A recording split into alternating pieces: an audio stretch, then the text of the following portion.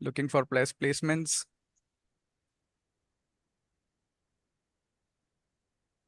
Upskilling in my teaching career. So we have received a number of responses, and people are very enthusiastic about telling their present situation and their agenda behind joining this online program with them. So most of them are looking for upskilling themselves for getting a promotion in their ongoing career. And we have people from all around the country, I can say. Okay. Right, people. Thank you. Thank you for your responses again. Now, I would like to take a moment to acknowledge your fantastic achievement choosing to pursue further education through an online education mode and your dedication, commitment, and desire to expand your knowledge and skills. This is a fantastic step forward in your life, and we at LPU are here to support you in every step of your way. Through this induction ceremony, we will be providing you a comprehensive overview of what you can expect as an online education learner. We will introduce you to our dedicated speakers, honorable guests, to explore the learning resources available for you and answer any questions that you might have. So please don't hesitate to participate in the chat box throughout the program. With this, let's dive right into the program and introduce you to the honorable speakers and resources that might be available with you, right? So with this, I would like to invite our first honorable speaker.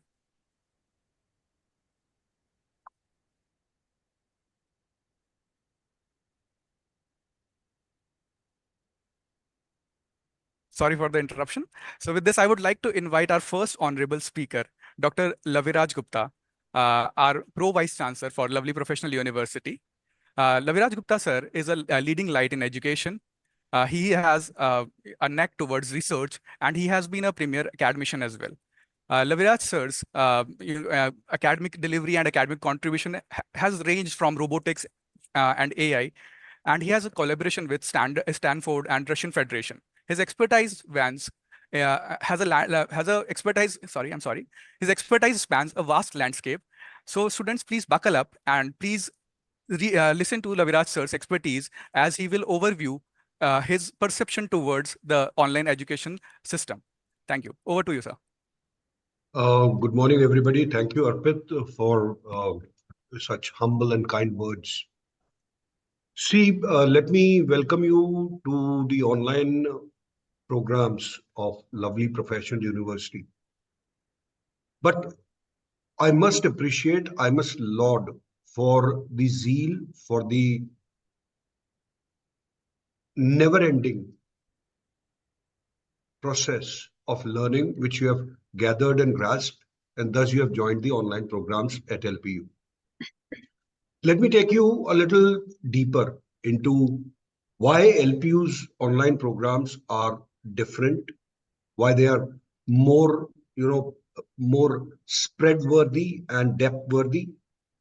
Because we meticulously design the curricula.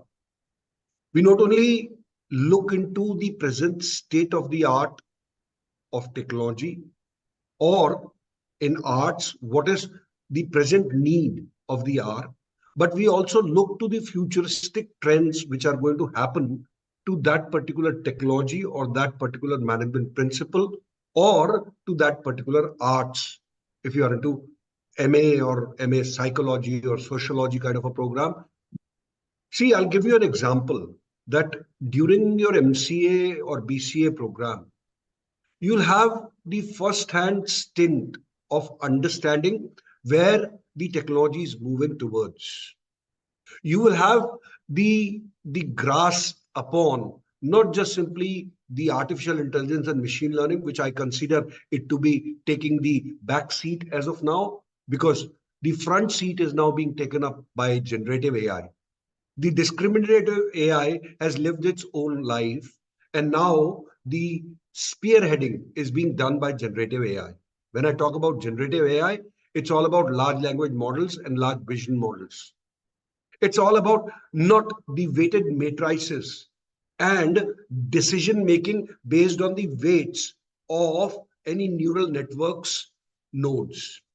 It is more about the attention which is happening. You might have heard about ChatGPT as of now, but we'll make sure that you belong to that particular foray wherein you can plan the prompts which are to be most prominently put upon the ChatGPT. The world is now having a new discipline which is known as prompt engineering. And this prompt engineering is an outcome of the generative AI. Why I'm talking about this technology? Because you, while doing this online programs at LPU, will ensure that somehow, somewhere, you have the nick and feel of the high-end technology and the future forward technology which is going to come your way. I was going through the chats when Mr. Arpit talked about that. What are your aspirations? First of all, I was amazed. I was aghast by the variety, by the diversity of the people joining this program. I saw Muzaffarpur there. I saw Goa there, Delhi, Madhya Pradesh, Rajasthan. Which state was not there? Now, this gives all of you a grand opportunity that in the forums during the online programs, if you can participate wonderfully well, you can bring lots of thoughts over there and learn from each other. I'll talk about management systems. It is not about intellectuals now. People are talking about fintellectuals, people who are intellectuals and are primarily trained for finances because that is where the technology is going to go ahead.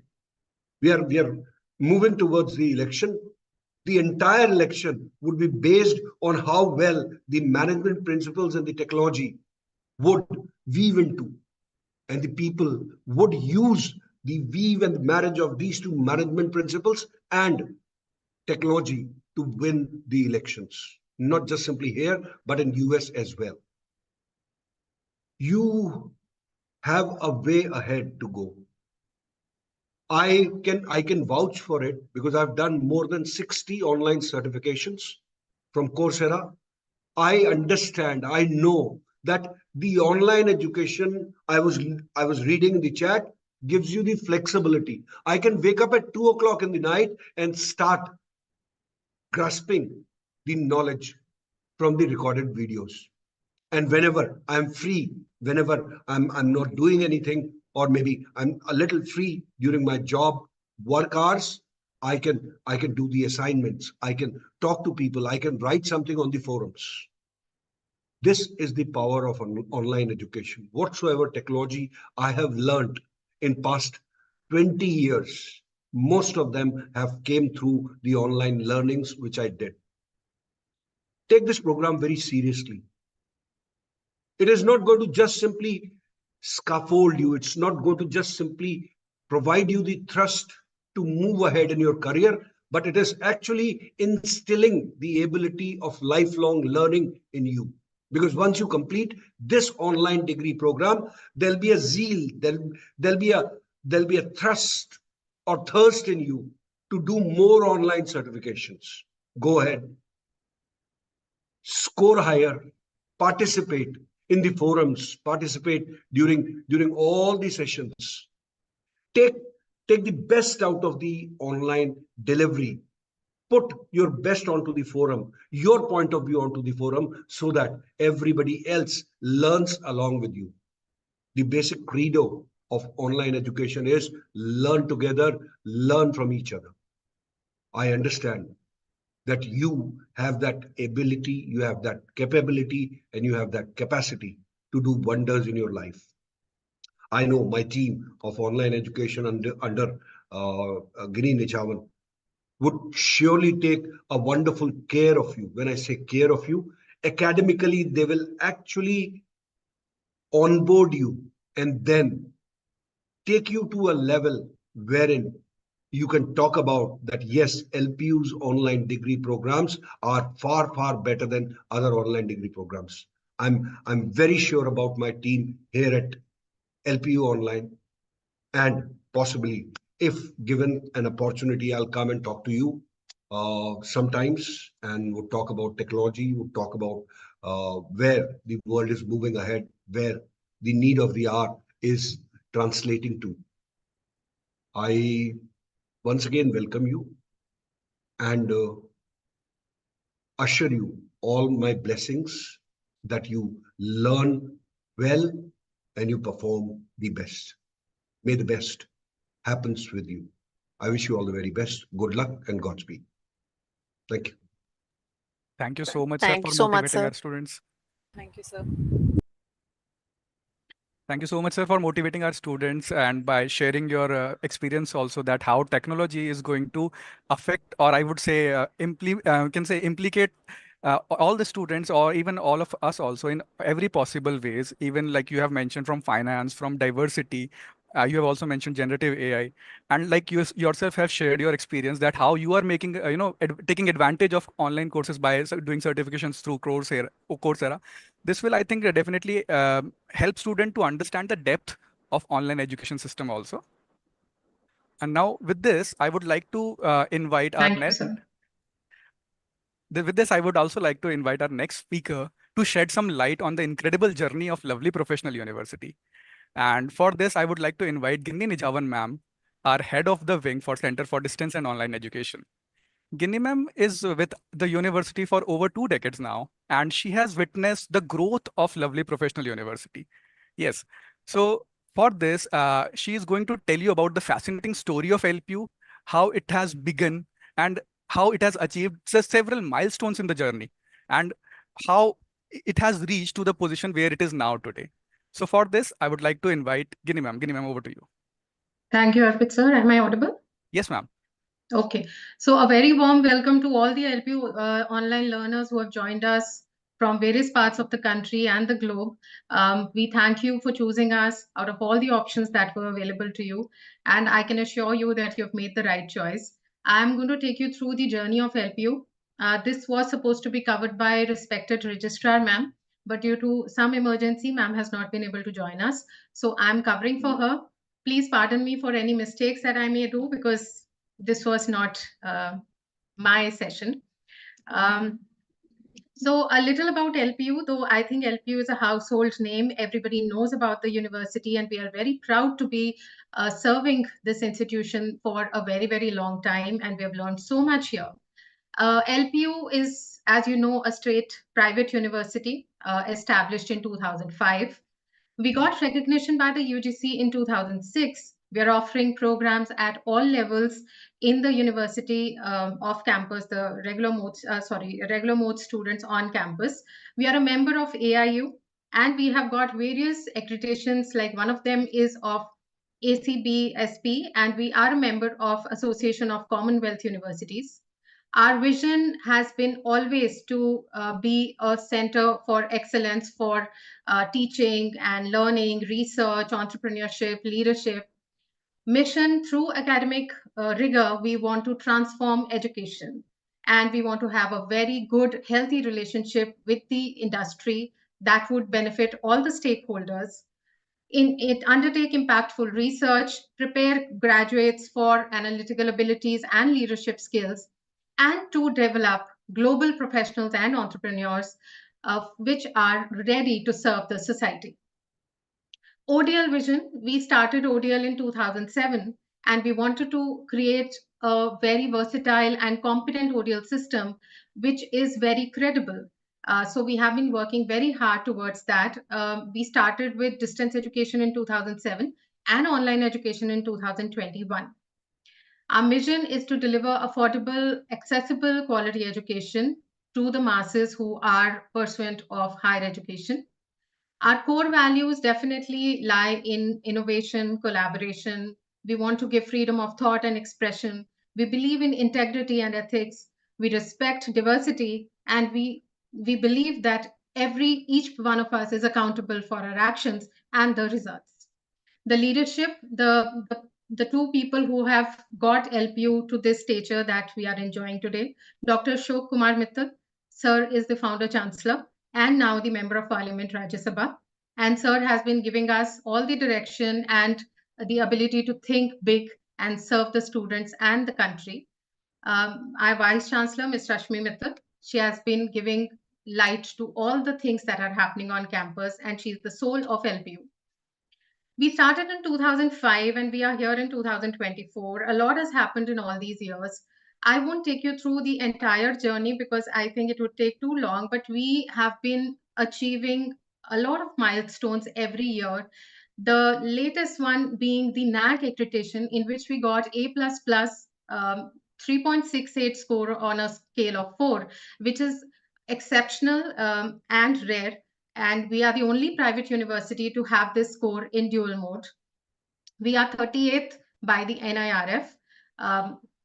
It's an institutional ranking by the Ministry of HRD, and they have been ranking us for the last 4 years or 5 years, yeah. And we have been improving. We started with 78th, and today we are at 38th. This is the journey of Center for Distance and Online Education. We started in 2007. Now in 2021, we have launched our online mode programs. We have been ranked by various bodies, and we have been getting recognition of the UGC for all these years without a break. And we have AICTE approval for MBA and MCA. We have our mobile app, we have our learning management system, all developed in-house. We offer programs in ODL, in Punjabi and Hindi medium also, and we have been able to reach out to the masses through that. This is already covered. These are the various approvals and associations. So for every program, like for law, we have Bar Council of India. For pharmacy, we have Pharmacy Council of India. For architecture, we have Council of Architecture's approval. So whatever is being offered in the university, whether in regular mode or online or distance mode, it has the required accreditation or the approval or the recognition that is needed to offer those programs. That's about it. I'll come back for a different session, but this was to cover the about the HEI, the background. Thank you so much. Thank you, Ginny ma'am, for sharing the inspirational story of Lovely Professional University. I would also like to mention that you have mentioned it correctly that thinking big has made LPU's journey a noticeable journey, and it has achieved all its milestone. I think because of this culture we have created about thinking big, and the same we also like to transfer to our learners also. With this, I would like to invite our next speaker, our distinguished speaker, Dr. Pavitr Prakash Singh, sir. Dr. Singh is the director of Center of Distance and Online Education, and he is here today to shed some light on the important UGC regulation that will directly impact you as a student. Dr. Singh's insight will ensure that you are fully informed about your rights and academic journey. Over to you, sir.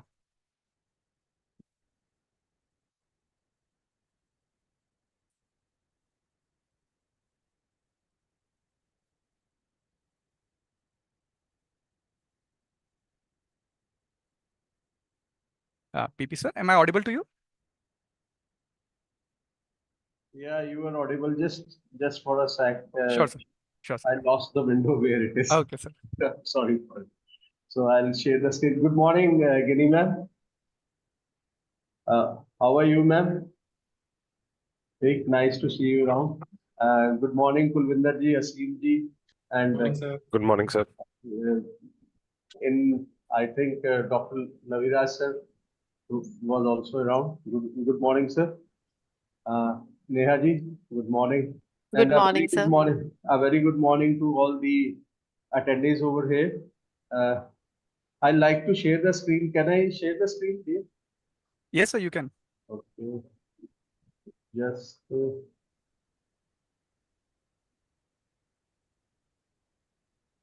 Your screen is visible now, sir. Okay. Is it visible? Yes, sir. Oh, okay. Ginny ma'am has thrown the light of on the as a different mode of registrar, and Naviraj sir has given the light on how university and other things function. I'd like to share something about the online programs. Now, normally the students always have the notions that how different online programs are from offline programs, and are they equivalent or not equivalent? Some kind of a notion always comes in everyone's mind. So first of all, I'd like to clear that we are very much in the approvals of UGC regulation. We are offering 12 online programs, 12 programs in online mode. And few of them are MBA from management, like everyone is looking for a career in sales, HR, marketing, IT. So MBA, any kind of a degree after graduation, whether it is science, arts, humanities, or management, MBA degree after that always gives a flavor. It always gives you a scope of promotions and other. All the corporates accept it as a stepping stone for certain progression in the career. Like all of us are also MBAs. So one is the management part. Second one is the computer part, where we have the computer applications part, where the networking, software, hardware, all three branches comes into mix. One is the MCA. Earlier in our good times, MCA was 3 years, but now MCA is of 2 years. BCA is of 3 years. Bachelor and computer of computers application, it's of 3 years. It is also the kind of a it is different. People, all students do not have flair for coding. So people who have a flair for networking, setting up clouds and all that, they have better applications in masters of application and bachelors of application. So that's the second notion we are. It's like the second category of programs we are having. Then the third one is commerce, all time hit, all time green kind of a thing. Bachelor of Commerce and Masters of Commerce. All the graduation degrees normally they are of 3 years, and majority of the post graduation degree they are of 2 years. So that's how the MCOM comes in over here. Then we have sciences, Masters of Science, people who have flair for playing with numbers. They have MSc Mathematics. People do this, students do this, candidates, attendees do this, and they have good kind of a scope in government jobs, good kind of scopes when they are into education sector, varied education sectors. Then we have arts, people who wish to learn how the society is created, how the world has been originated, how the literature has developed over a period of time. They opt in for MA English, they opt in for MA History, political science, how the international relations. Now we are having the elections coming in. We are having so many international agendas going on involving Israel, Palestine, um, and Ukraine, Russia. We have elections at different of around parts of world going on. USA is also aligned to have elections very soon. So people who have interest in international relations or political science, they are more or less towards MA political science. People who wish to understand the sociology, they are into MA sociology. Then definitely these have got certain kind of these are offsprings of Bachelor of Arts, which is of 3 years. So masters and 3 years bachelors. This is how the 5 categories of programs are there. We are very much approved and recognized by different organizations like NAC. NAC has we have received the highest NAC grade of 3.68 on a scale of 4 among all the dual mode, like we offer the regular as well as the online and business mode also. NRF ranking, we have been ranked for last 3, 4, 5 years since NIRF has established. We are ranking very high in over there. Presently, we are 38th among all the government and private universities. UGC has recognized us for online courses. AICT, All India Council of Technical Education, where the MBA and MCA particularly, which you have seen the programs, all the professional programs come under the preview of AICT, and we are recognized and we are approved by them also. The impact ranking, we are the second amongst the government and the private universities, and globally we are into a band of 100 to 200, 101 to 200 universities. So globally, we are into the band of 100 to 200 under the impact ranking. The same way, World University Ranking has recognized LPU as 26th, 25th among the top universities in India. These are certain rankings and approvals. Then these are few faculty members who will be taking care of online courses, online programs. Dr. Ajay Bamba for MBA, Amit Sharma ji for MCA, Dr. Gurpreet Singh Bhatia ji for mathematics, I'm sorry, doc, uh, Dr. Rahul Sharma is for MCOM. To Shinder Preet ma'am, economics, a very good teacher in economics. She is Dr. Balkar, MA English. His PhD topic is marvelous. Dr. Munmun Mandal, she is well traveled abroad.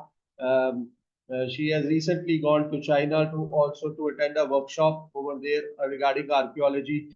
Dr. Avasti, she is a PDF also, postdoctorate fellowship in sociology. She is taking care. Dr. Manvendra, he is taking care of MA political science. Asim Khanna ji, he'll be interacting with you also in course of time. He takes care of PCA. Dr. Pooja, who takes care of BCom. Dr. Damini Valoria, she takes care of sociology.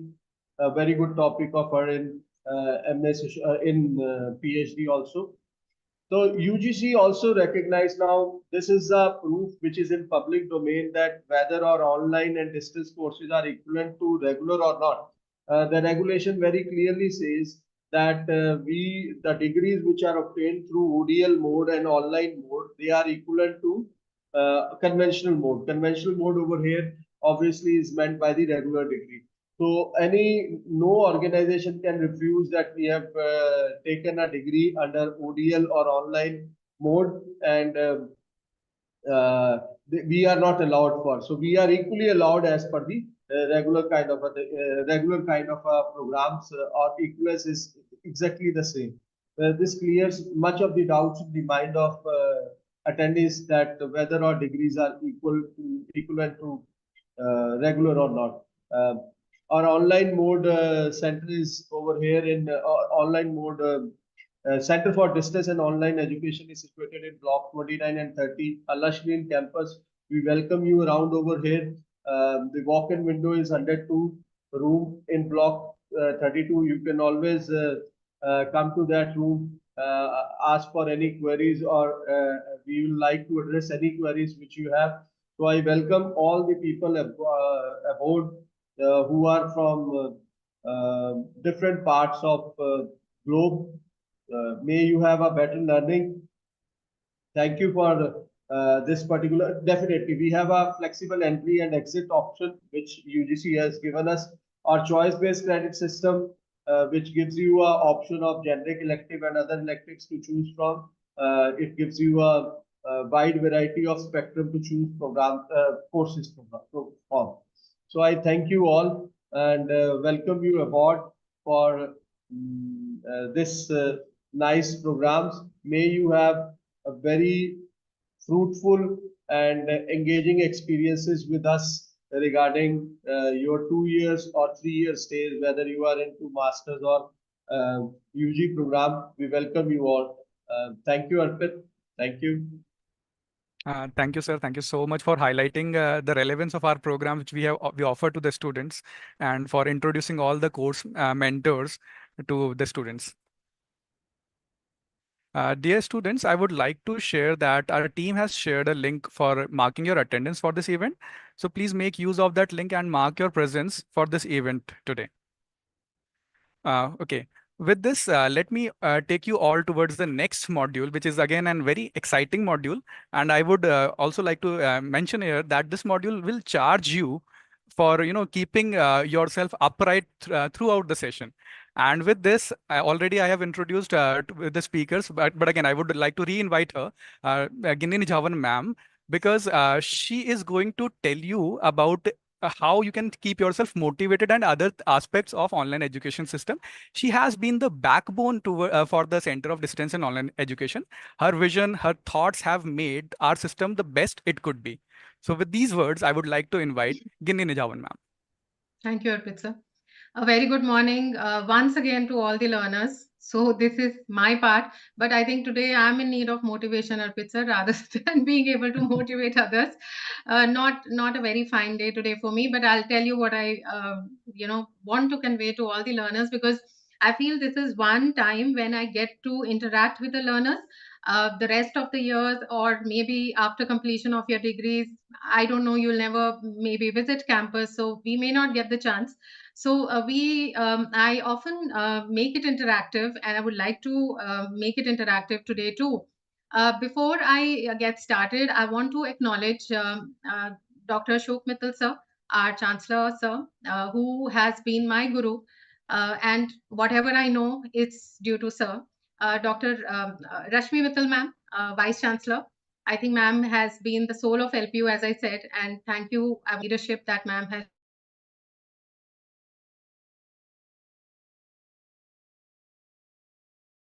strongest support system of CDOE.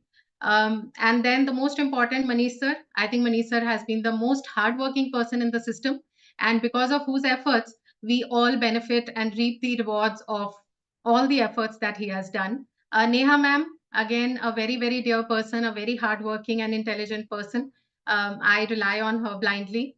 Dr. KP sir, another very, very reliable person of the system, and I think another person I can blindly count on and who understands us and the system very well. Ajay sir has been into academics, and he has been there for with us for a shorter time than others, but done a lot for the system, especially on the academics front. Asim sir, also one of the academics team member, who has done a lot of effort and bringing in newer things for the IT students, especially. Then we have Anna ma'am. Anna ma'am has been comparatively new, but again, a very reliable person.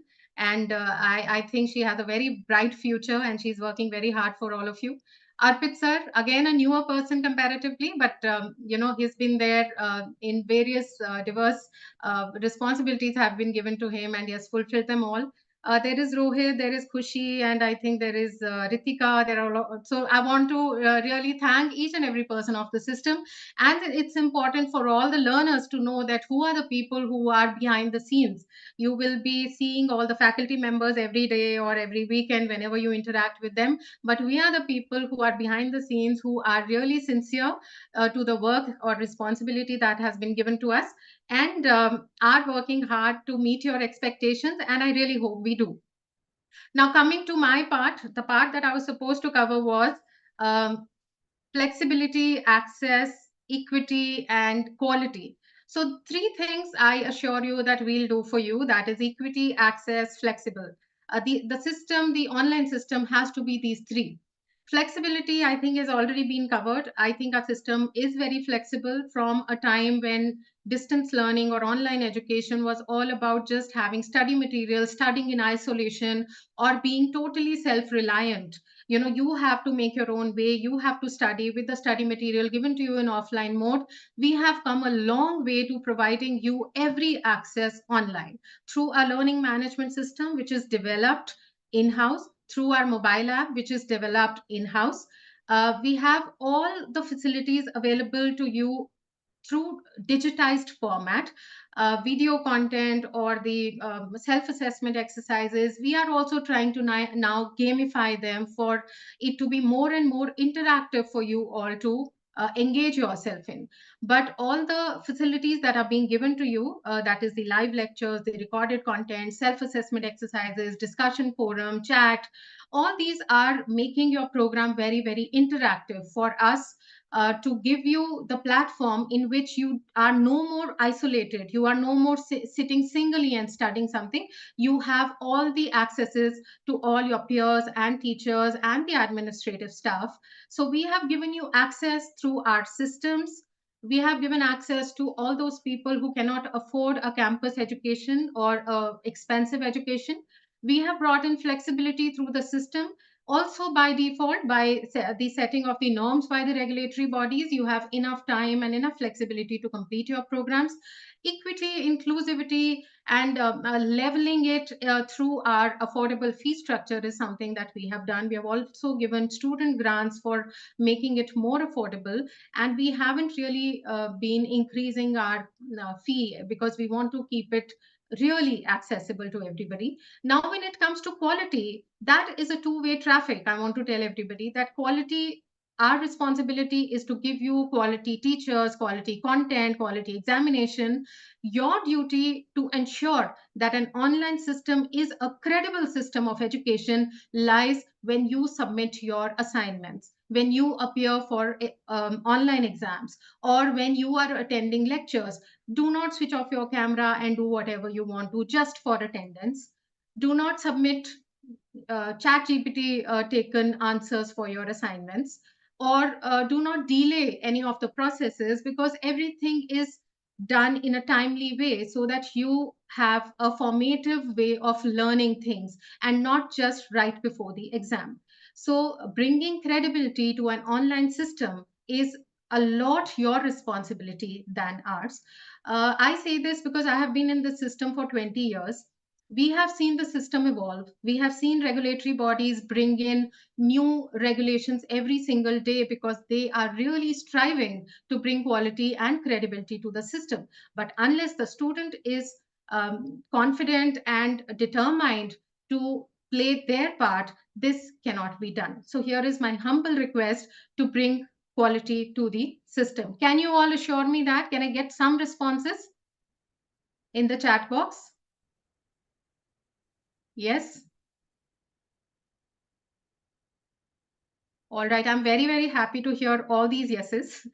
Okay. And now I want to tell you that, with the advent of artificial intelligence and IT, a lot of automations, a lot of jobs are going. But at the same time, a lot of jobs are coming in. Can you tell me what are the newer jobs that are available in the market today, which didn't exist earlier? Gurpreet, you want to ask a question? Okay. Please type it.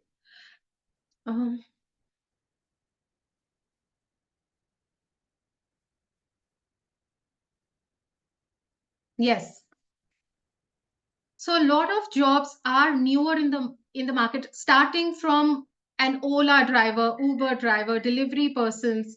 We have influencers, we have YouTubers, we have stylists, we have digital marketers, we have social media managers, we have SEO specialists, we have data analysts. So don't think that we won't have jobs.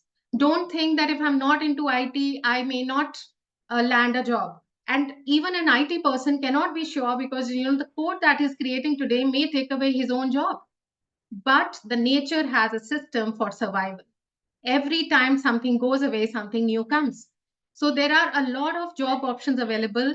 I am just sensitizing you to the availability of jobs that are there these days. Please don't limit yourself to thinking that these were the jobs that were available. 1 second, please.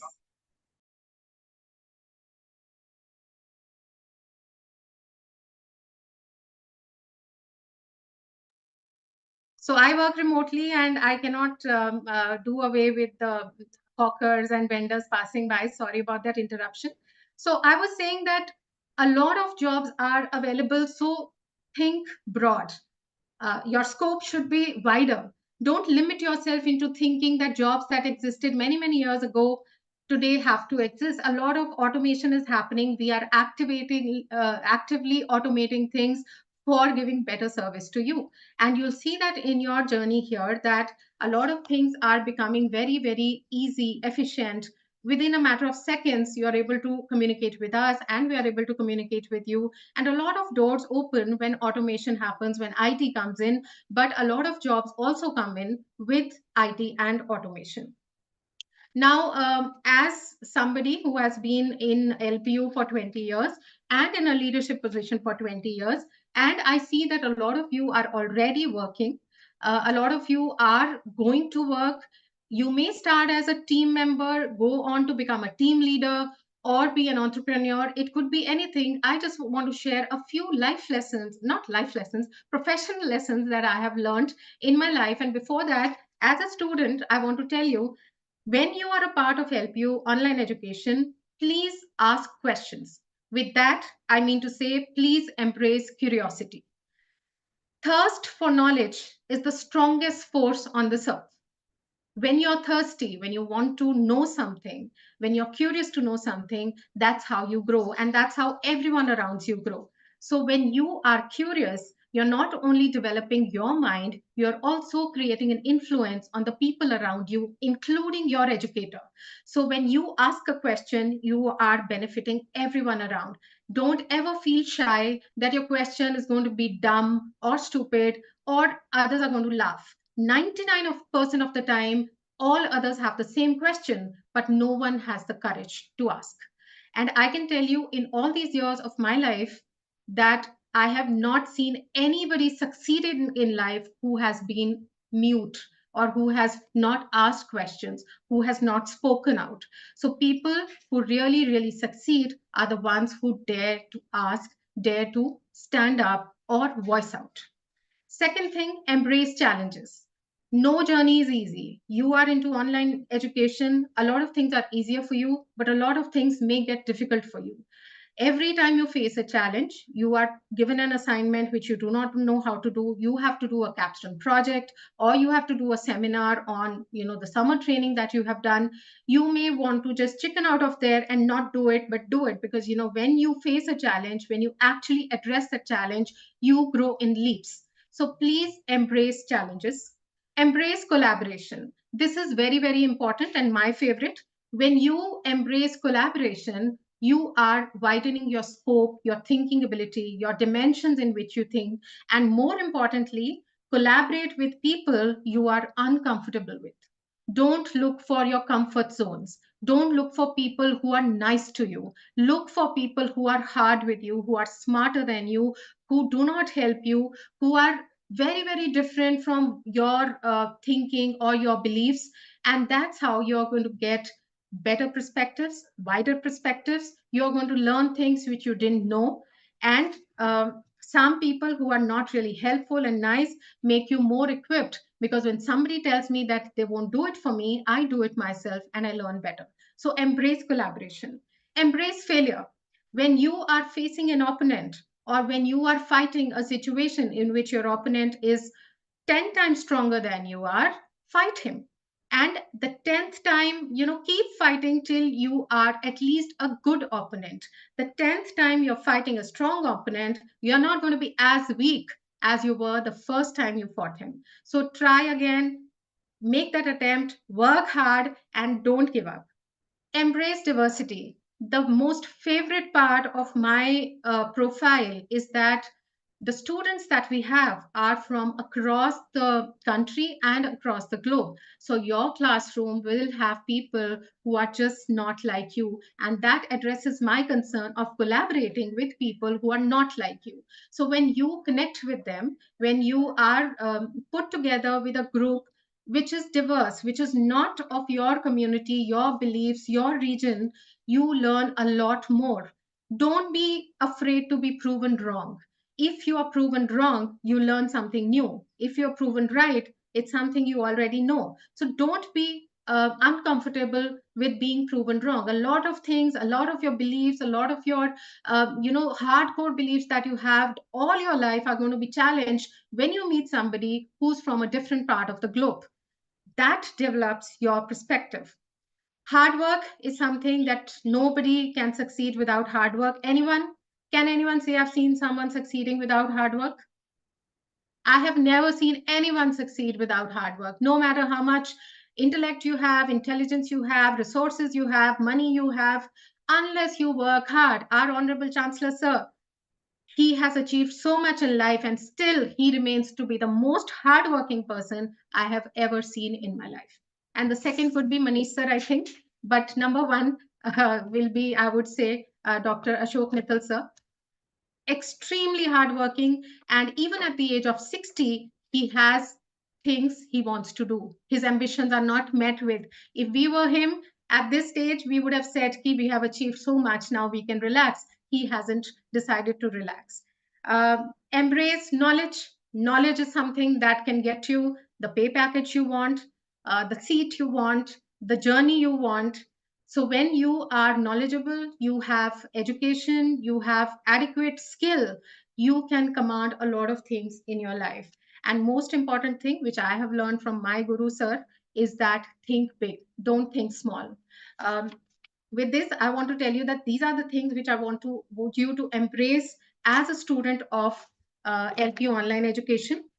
And as a professional, if I have to just tell you 4 or 5 things that I have learned during my journey, I just jotted them down for you. One, I told you, slip out of your comfort zone. Growth lies there.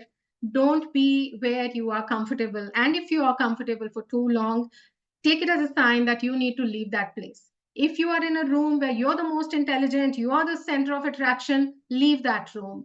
Don't gloat or don't feel very comfortable and happy in that setting, because that setting is not good for your growth. Second, success. What is success? Success is simply what you could have done, no, what you did by what you could have done. So don't compare yourself with anyone that he did this and I did this. Just evaluate yourself on this parameter, that I could have done this much and this is what I did. Speak out. I definitely said speak out and let others speak out. I often see a yes boss attitude at work, which is very, very damaging for a lot of people. In fact, every person in the ecosystem of a professional environment. When you do not let people speak, when you do not let people give you feedback, you are just creating a bunch of yes boss, which is very, very damaging for everybody. Give your team, if you're a team leader, they should have the courage to give you feedback. They should have the courage to tell you that you are wrong here, boss. You need to do something. Take it as a sign. I really want to encourage in all organizations, whatever happens, value add. Always when somebody gives you a work to do, your personal touch is very important. Don't submit work which is just as per the responsibility given to you, that anybody can do and tomorrow a computer can do. Unless you give a personal touch, a human touch, a personalized a feeling to the work, or a value addition which is unique only to you, your work is as good as anybody else's. So when you are given any work, value add. Empower people around you. If you have a skill, give it to others. If you know something which others don't, teach them. You are not going to lose anything. You are only going to sharpen that skill further. If you continue to do something with the same quality for 20 years, you are going to be there. But if you have taught that skill to others, you are going to find ways to innovate or make yourself better at that skill. Think big, as I already told you.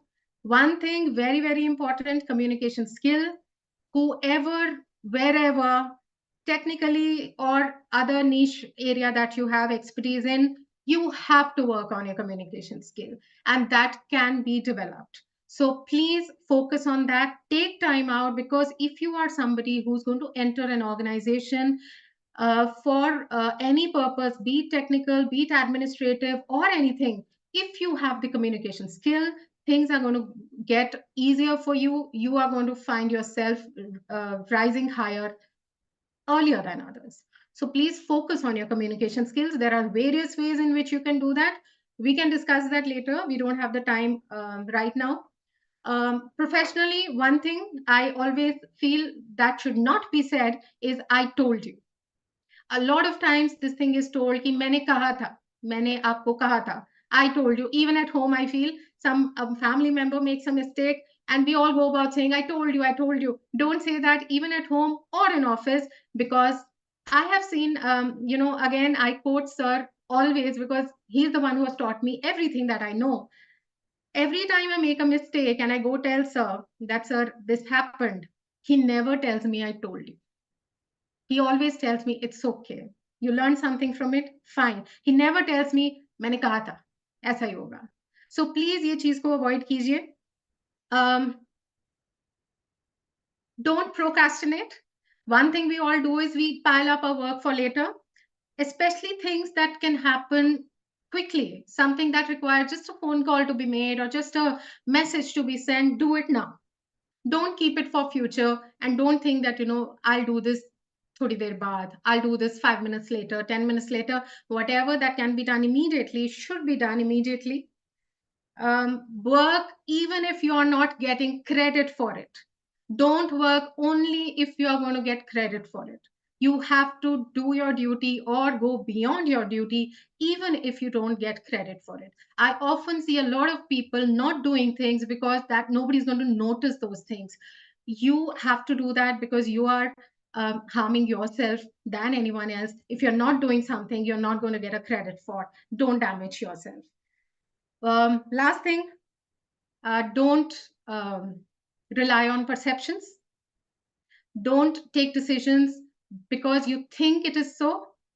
Take decisions based on surveys, data, analysis, and add your personal touch to it. When you add your personal touch to it, the human touch to it, the decision only gets more beautified. But it has to be backed by data, knowledge, actual material from wherever it is available. And one last thing, one thing I want to say, that try hard, work hard as much as you can, or even more than that, because this is a favorite quote that I'm reading to you.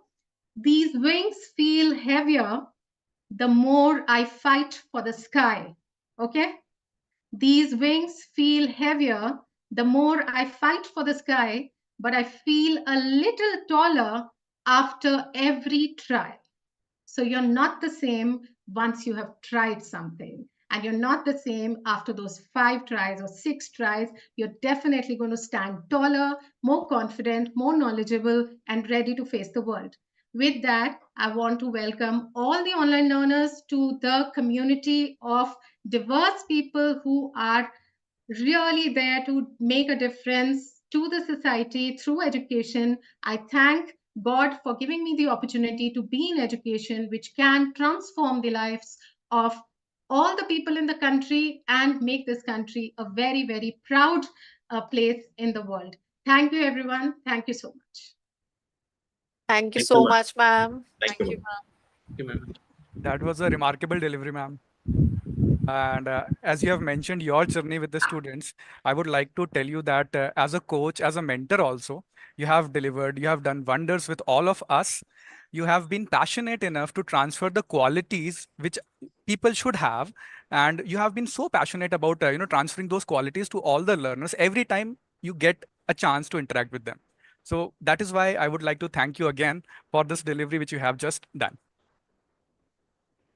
Okay, students, moving on forward. See, I would like to tell you that there is a question and answer session at the end, towards the end of this session. So we are going to answer all, because I have been seeing these questions in the chat box. So we are going to answer all of these questions throughout the different modules we are going to cover. And even if some of the questions are left unanswered, so we are going to take them during the Q&A session, right? So with this, let us move forward, and I would like to invite our head of division for Center of Distance and Online Education, Mr. Manish Kumar. Manish sir, as Gini ma'am also suggested, that he is the powerhouse of this department. He has been serving this university again for more than 20 years, and he is going to take you on a virtual tour of the university campus and also going to provide you about the key aspects of Center for Online and Distance Learning. Over to you, sir. Thank you, Arpit sir. Thanks a lot. A very good morning to respected seniors. Very good morning to the colleagues. Very warm welcome to the online mode students of February 2024 batch, LPU online mode students. Thanks, my mentor Gini ma'am, for giving me this opportunity to interact with LPU online mode students always, and to serve distance and online students from last 20 years under earlier under Lovely International Trust, now under Lovely Professional University flag. Thanks, ma'am, for developing hard work and other abilities in us, and make us realize that how to serve better to the students. Believe me, students, you have heard from Dr. Laviraj sir, Gini ma'am, Dr. Pavitra Prakash Singh ji. They are the ones who have transformed the lives of many of the students in last many years of their working and their guidance in lovely professional university. Ma'am is the one who always believe that student query or student issue is the most important, and she is the one who always guide us to serve better to online mode students as well as to the students of distance education mode. Believe me, students, we know that online mode students are not day scholars in the campus, because LPU is running 3 modes of education. Regular education, we have approximately 35,000 students. In distance education, we do have 35 to 40,000 students in our distance education mode. And I'm proud to say, with the guidance of the ma'am, we just started our online education mode program in the end of the year 2021. But within last 2 years, more than 10,000 students have joined LPU online program, and now we have approximately 10,000 plus students in our LPU online mode. So believe me, students, it's not that you are a student of the online mode and you are not in the campus, but you are equally important to us. And even in certain areas, you are more important as compared to the other modes of education students with us. Although your total journey of the program will be online, right from your admission to the examination. Even your convocation would be virtual, but with the guidance of the ma'am, we are going to give you the opportunities where you can come to the campus and you can have and you can avail the same facilities that a regular education student is availing under lovely professional university flag. So I would like to thank ma'am, Ginny ma'am, Dr. Pavitra Prakash Singh ji, my colleagues, Dr. Kulvinder Pal ji, Neha ma'am, Ajay Bamba sir, Anna ma'am, all the colleagues, Arpit sir, who are present here for this very good induction session. So I would like to thank all of you for giving me opportunities to interact with the February 2020 batch online mode students. As I was seeing, there are many queries that students have given in the chat box. Someone wants to know about the laptop is compulsory, about the live classes, about the exam pattern. Someone has said, have mentioned that is MBA is approved from the West. Someone has mentioned that BCA is approved if someone wants to go to the abroad, theory and regarding theory and practical examination. So believe me, students, all of your queries will be answered in the coming session of Dr. Kulvinder Palji, Neha ma'am, Ajay Bamba sir, and other speakers. And as Arpit sir has already mentioned, that we will have a separate question answer session with you also during this induction program. So all of your queries will be answered, and believe me, every question of your and every doubt of your will be answered. Although your program will be totally online, but you must know about the organization or about the HEI which you are associated with. So do not think that you are an online student and that is why you are not accessible to the resources that are available in the university. I have seen one question from one of the students that they are mentioning that can they access the library facility at the campus? So yes, we are going to give you all such facilities, all such opportunities during your program, because it is a kind of unique thing that only LPU is giving to our online mode learner also. Apart from that, they have joined the online mode program. So to start with, I'll share my screen for my presentation, in which I would show you the university at present which you are associated with. So I'll take another 15-20 minutes, 10 minutes for the presentation, and 10-12 minutes for a brief video of the university, in which I would like to showcase you the actual institution to which you are associated with. Before starting that, I just want to know, have anyone out of you have ever earlier visited LPU? Can you send your responses in the chat box, please? No.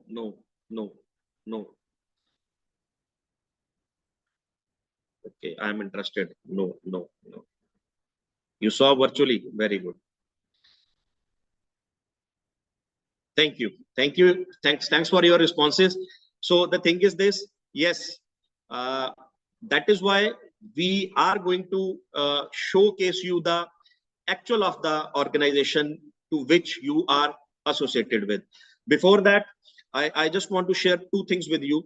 I joined Lovely Professional University in 2003. On that time, university was not established, as Ginny ma'am has mentioned that university was established in 2005. And believe me, I was lucky that I was put into the online department of the university under Ginny ma'am's guidance. And since that time, we all are working under ma'am's guidance in distance and online education mode.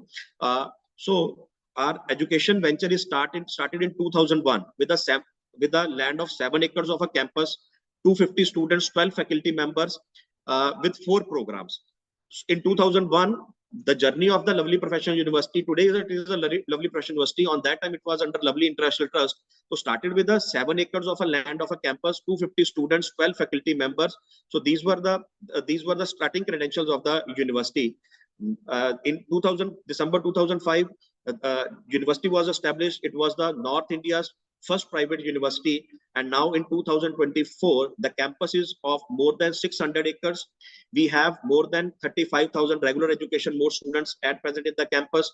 We have more than 35,000 students in distance education. We have more than 10,000 students in online education. There are more than 5,500 faculty members are available in the campus who are actually providing education to the regular distance as well as online mode students. Apart from 5,500 faculty members, there are administrative positions available at the campus also. So let me share my screen to showcase you the present of the Lovely Professional University of your university. I would not say the Lovely Professional University, now it's your university. So my screen is visible? Yes, sir. Thank you, Arpit sir. Let me get your first. Yeah. So know your campus. So during my presentation, you will see the various parts, the various infrastructure facilities, the various buildings of the university. And it actually happens at the university campus. It is not, the single photograph is not of any of the fabricated photograph, any of the photograph of some of the other institute or some of the other infrastructure available in the country. It is actual of the Lovely Professional University. I must tell you, we have a hostel capacity of more than 25,000 students. More than 25,000 regular students are staying at LPU campus, and it is the world's largest hostel capacity in a single campus. And the students are from various backgrounds and various diversity, approximate all parts of the country and approximate more than 30 countries from all over the world.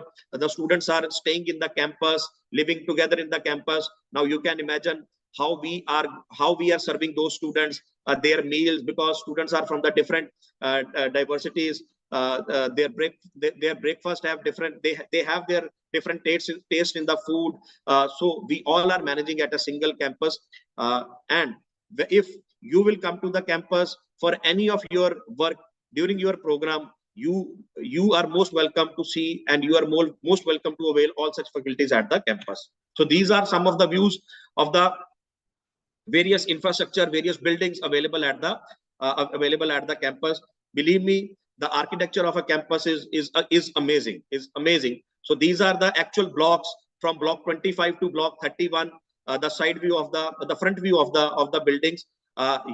In my screen you are seeing block number 27. So we are based in block number 29 and 30, the adjoining blocks of this row. These are some of the blocks of the university: the architecture block, the business block, the other blocks of the university. Again, the technology block. Again, the view of the block from 25 to 31. A wider block picture of the various blocks of the university. The entrance of the university. University is situated on a National Highway 44, Jalandhar, Delhi National Highway. So it is the front of the university. It is the entrance of the university. The night view of the university, and the night and the other views of the university. As I told you that we have students from various diversities, various parts of the country, as well as various parts of the other countries. Students are staying and they are getting education in lovely professional university. Our faculty, 4,000 plus faculty members. In totality, now presently more than 5,500 faculty members are available at the campus. Most of them are PhD holders. They are rich in experience. Our faculty has corporate background. They are research oriented. We have international faculty also. We have corporate trainers. We have faculty who have their patents also. And believe me, when apart from the faculty that are exclusively for the online mode, as PP sir has introduced you with some of the program coordinators during his presentation with you, you will be interacted with the regular faculty members also, who are available at the campus, and who are teaching to the regular education mode students also during they will also teach you during your live classes. So these are the infrastructure facilities available in the classrooms at the campus, and these are the actual views of the classrooms. Although, as I already mentioned, that your program is totally online, but when you will come to the campus, for any of your, if we are inviting our online students also to the campus for various activities at the campus, for various workshops, for various cultural and other events at the university campus. So if you want to come and if you want to join if you want to avail the regular facilities of the campus, then you will be attending your academic classes in these kind of classrooms. We have Mac labs for our online mode for our at our campus for our students, and these are all accessible to the online mode learners also. University is very research oriented, as Dr. Laviraj sir has mentioned in his address, that we are a research oriented university. So innovation labs are available at the campus, where students can go and have the practical experience. We have a full-fledged mall at the university campus, and believe me, there is a uni hotel in the mall, which is actually run by the students of our hotel management. The hotel management student is running the front office of the hotel. They are working in the kitchen of the hotel, and actually they are running that particular hotel in the mall available at the campus. Shri Baldev Rajji Mittal Unipolis. This Unipolis, I think you are seeing a kind of crowd is actually sitting in this particular Unipolis. It is an actual view of one of the convocation at the university campus, and I'm happy to share and that when you will complete your degree program, we will arrange virtual as well as physical convocation for you also. And if anybody out of you wants to come to attend the physical convocation and to get your physical degree here with the dignitaries, you are most welcome. And in this particular Unipolis, we will host you for your degree, for your convocation. I'm happy to share that our first batch has already passed, and more than 150 students visited of online mode visited in last convocation to collect their degrees at the convocation held at the university campus. Apart from the Shri Baldev Raji Mittal Auditorium, we have a Shanti Devi Mittalji Auditorium. It has a capacity of to accommodate more than 3,500 of a gathering at a single time. This is the actual view of the Shrimati Shanti Devi Mittal Auditorium. Students came for their convocation ceremony. You are seeing to sitting in the auditorium. We have a world-class sports facility at the university campus. I think you might know that university is focusing a lot in the sports. That is why we have many of the students who represented India in the last Olympics and who are representing India in various Asian Games, Olympics, and other national and international events. Neeraj Chopra, he is your counterpart of distance education mode student in BA program. Apart from that, many of the players from the hockey and other sports of the country have joined their distance and online education program of lovely professional university to enhance their academic qualification and to complete their higher education. So these are the actual actual views of the indoor sports stadium at the university campus, the swimming pool, the volleyball court, the shooting range, basketball court. Apart from that, there are other facilities available also for the students in the campus in the campus. And when you will come to any of your activity in the campus, you will avail and you can visit all such facilities in the campus. Someone has asked that can they access the library at the university campus? Yes, we have a central library at the university. There is a library at various blocks in the university, but for online mode education students, we have a central library in the university. You all are registered there. When you will come to the campus, you can access that particular library. You can access the resources available in that particular library, and you can physically go into the library, and you can avail all the facilities available into the library. Apart from that, we have already provided the library, virtual library also in the learning management system. So this is all about my presentation. I'm going to share one video with you for the actual facilities available at the campus. I'll take another 10 minutes of you. So kindly see that particular video. Thank you.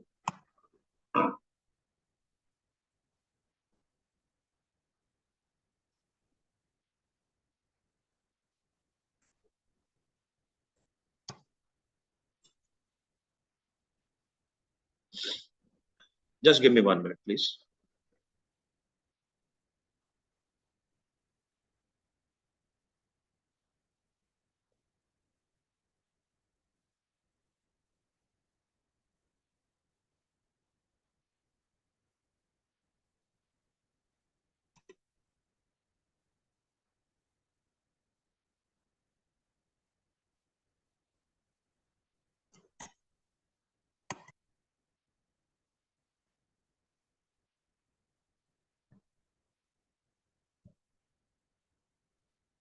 Yeah, my screen is visible.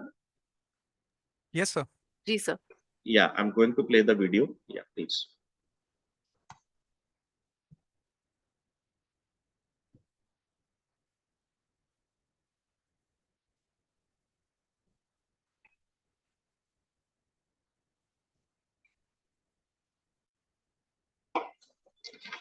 The video is running or no? Yeah. Yeah.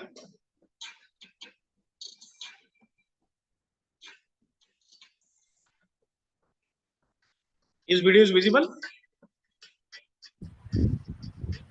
Yes, sir. Yes, It's sir. visible. Yes, sir. Okay, thank you.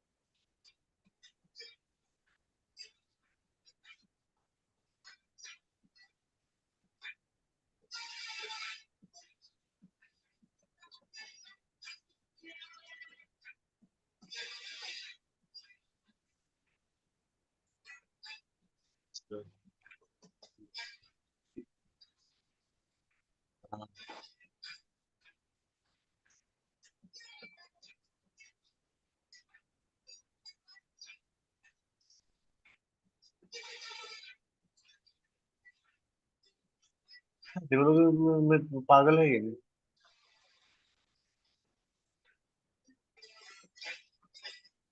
चलो मैं एक बार पता करना गल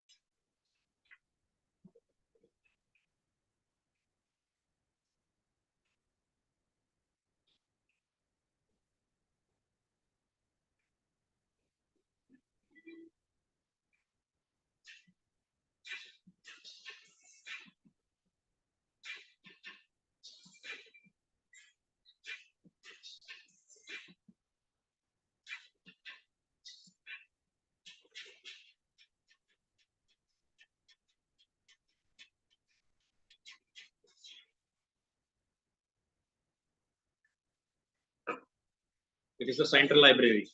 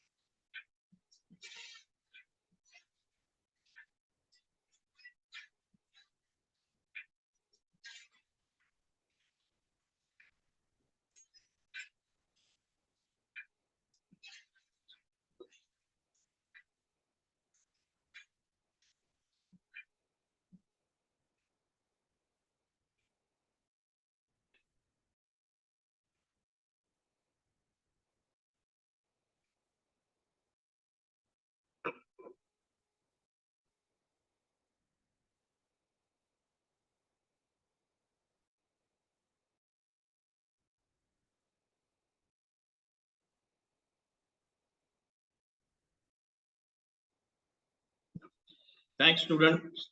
Thank you. I think uh, you must be amazed to see the campus, and believe me, when you will come to the campus, there are many things that that are available in the campus that you will be really amazed to see the campus. We know that some of you are working professionals, do not have much time to visit the campus, but I would request you, all of you, to, when you will complete your program, please come to the university. We would love to host you in the convocation at the university campus. So with this, I wish you all the best for your program and for your journey at the lovely professional university in online mode. And thanks, Gini ma'am, Dr. Pavitra Prakash Singh ji, and all my colleagues for giving me this opportunity to interact with the online mode education learners. Thank you. Thanks all. Thank you, sir. Thank you so much, sir, Thank for you, sir. taking all our sir. freshmen on a virtual tour of the Thank you, sir. university, for sharing these beautiful glimpses also. And I hope the students are excited enough to visit the university as and when they will get the chance to visit the university. I'm sure, right? Students, are you excited enough now to visit the university? Yes. So a lot of no's which which initially has given by the students, that it will be turned into yes now. Yeah. Great. Great to see the responses also. Manish sir, it is your energy which is now translated to the students also. Okay, participants, without delaying further, let me introduce you to Professor Dr. Ajay Bamba sir for our next module, which is basically on the academic delivery or academic resources for which are available for all our online learners. Over to you, sir. Thank you, Arpit sir. Is my screen visible? Yes, sir, it is visible. So first of all, I would like to thank my seniors, Giri ma'am, Manish sir, and my colleagues for this wonderful session. And a very warm good morning to my dear students. You people are so close to our heart for our whole division, that our whole division is working tirelessly for providing best opportunities to you, for providing best facilities to you. So coming to that, what we are providing to you, I will share some of the things. First of all, it is about, I'm a person of academia, so we will be talking about academic delivery. So these are the 6 things which we are providing in academic delivery. First of all, recorded video lectures, electronic learning material, then virtual live classes, special classes, discussion forum, and LPU live. Starting from the first one, that is recorded video lectures. We are providing course-wise recorded video lectures of 20 hours for courses of the 4 credits, which are being delivered by our expert faculty covering all units of the syllabi, e-learning material, and they are also with the provisions like download the video transcript. What the teacher is speaking, the transcript is also available with you for provide you better understanding of the course content. The e-resources, you can make your notes followed up with the self-assessment test after every unit. Duration of the video lecture per unit is 1 hour to 1.5 hours. So normally for 14 units are there in a course of 4 credits, and we are providing you 20 hours. So it ranges from 1 hour to 1.5 hours. So this is a screenshot of the thing which is available. I'm showing it to you. The course code is EACC 506, right? And this is showing the lecture of unit 1 and lecture 3. On the right hand side, if you see, all the lectures are being shown with the timelines. And then in the end, the self-assessment questions are there. After that, a complete videos of unit 2, unit 3, unit 4 up to unit 14 are available. So these are available on the learning management system, and all of you would be assessing all these videos and going through the same for having the better understanding of the courses. One request I would like to make here, students, before coming to live classes, you are requested to go through your recorded videos as well as ELM, that is e-learning material which are providing, which is the second input provided, second academic input provided by LPU Online. Electronic learning material, which is having the content ended with the summary, the self-assessment questions, review questions, and then further readings are also being provided along with the web links, which you can further go through to have a better understanding of the concepts which are being provided in detail in that particular unit. Detailing about the ELM will be told in the coming sessions by Dr. Kulvinder Pal. Third one is virtual live classes. Now for every 4 credit course, we are providing 12 live classes by our expert faculty, which will be conducted on Saturdays and Sundays, as per dates given in the important dates and timetable. Timetable will be published on learning management system. You are requested to go through LMS on a regular basis so that you can be aware about the timetable. And one more important thing I would like to emphasize here is that normally universities are conducting the theory classes, but LPU, your university is providing you classes for the practicals also, which are being taken by the faculty members. So it is a opportunity for you to get a hands-on experience. And then keeping the interest of the working student, as most of you have shown that you people are working. So keeping the interest of you students, the classes, these live classes are scheduled on Saturdays and Sundays. The duration of the class is 1 hour. Timing of the classes are 8 a.m. to 6 p.m. and platform is LPU LMS, through which on the My Class platform you can access the virtual live classes. These are the some important dates of the virtual live classes. For the newly enrolled students, your classes will be starting from Saturday, next Saturday, 20th, and it will go up to 26th of May. So Sunday, 26th of May 2024 will be the last date of virtual live classes. This is the 4th one, special classes, in which we are having the 4 categories: master classes, guest lectures, hands-on workshops, and professional enhancement classes. These master classes or guest lectures, about this, we always believe in providing exposure to our students through master classes, guest lectures by great leaders, industry experts, as well as professionals. So these master classes and hands-on workshops are providing educational inputs to the students based on the real life experiences of the experts. which are working in the industry, which are working at the top positions in the academia, they are taking the master classes as well as guest lecture. So here are glimpse of the few master classes. One by Mr. Nitin Jain, strategic leader, digital and business transformation. He is vice president in Kaltaru Finance. The topic navigating the future, mastering team management in organizations of tomorrow. Then the Alchemist's Guide to Marketing Success, that by Mr. Shashank Garg, co-founder Intrinsic Compounding Mumbai. Then our director, sir, Dr. P.P. Singh, giving a master class on leveraging technology to build brand loyalty. So these are all related to the course content, but we are not limited only to the course content. We are concerned about your mental well-being also. So we are conducting the lectures like Dr. Radhika Gupta, Healing from Within, a journey to improve mental health, as most of the persons in nowadays busy life is struggling with the mental health. So keeping that interest of the students, we are conducting such kind of lectures also. So many industry experts are taking the guest lectures, master classes. These are the glimpse of the few conducted recently. These lectures are being conducted with a mindset to give the ground realities knowledge to our students, which are related to the curriculum as well as the journal. So we will continue to bring these kind of master classes, guest lectures, workshops for you people also. So be ready for that.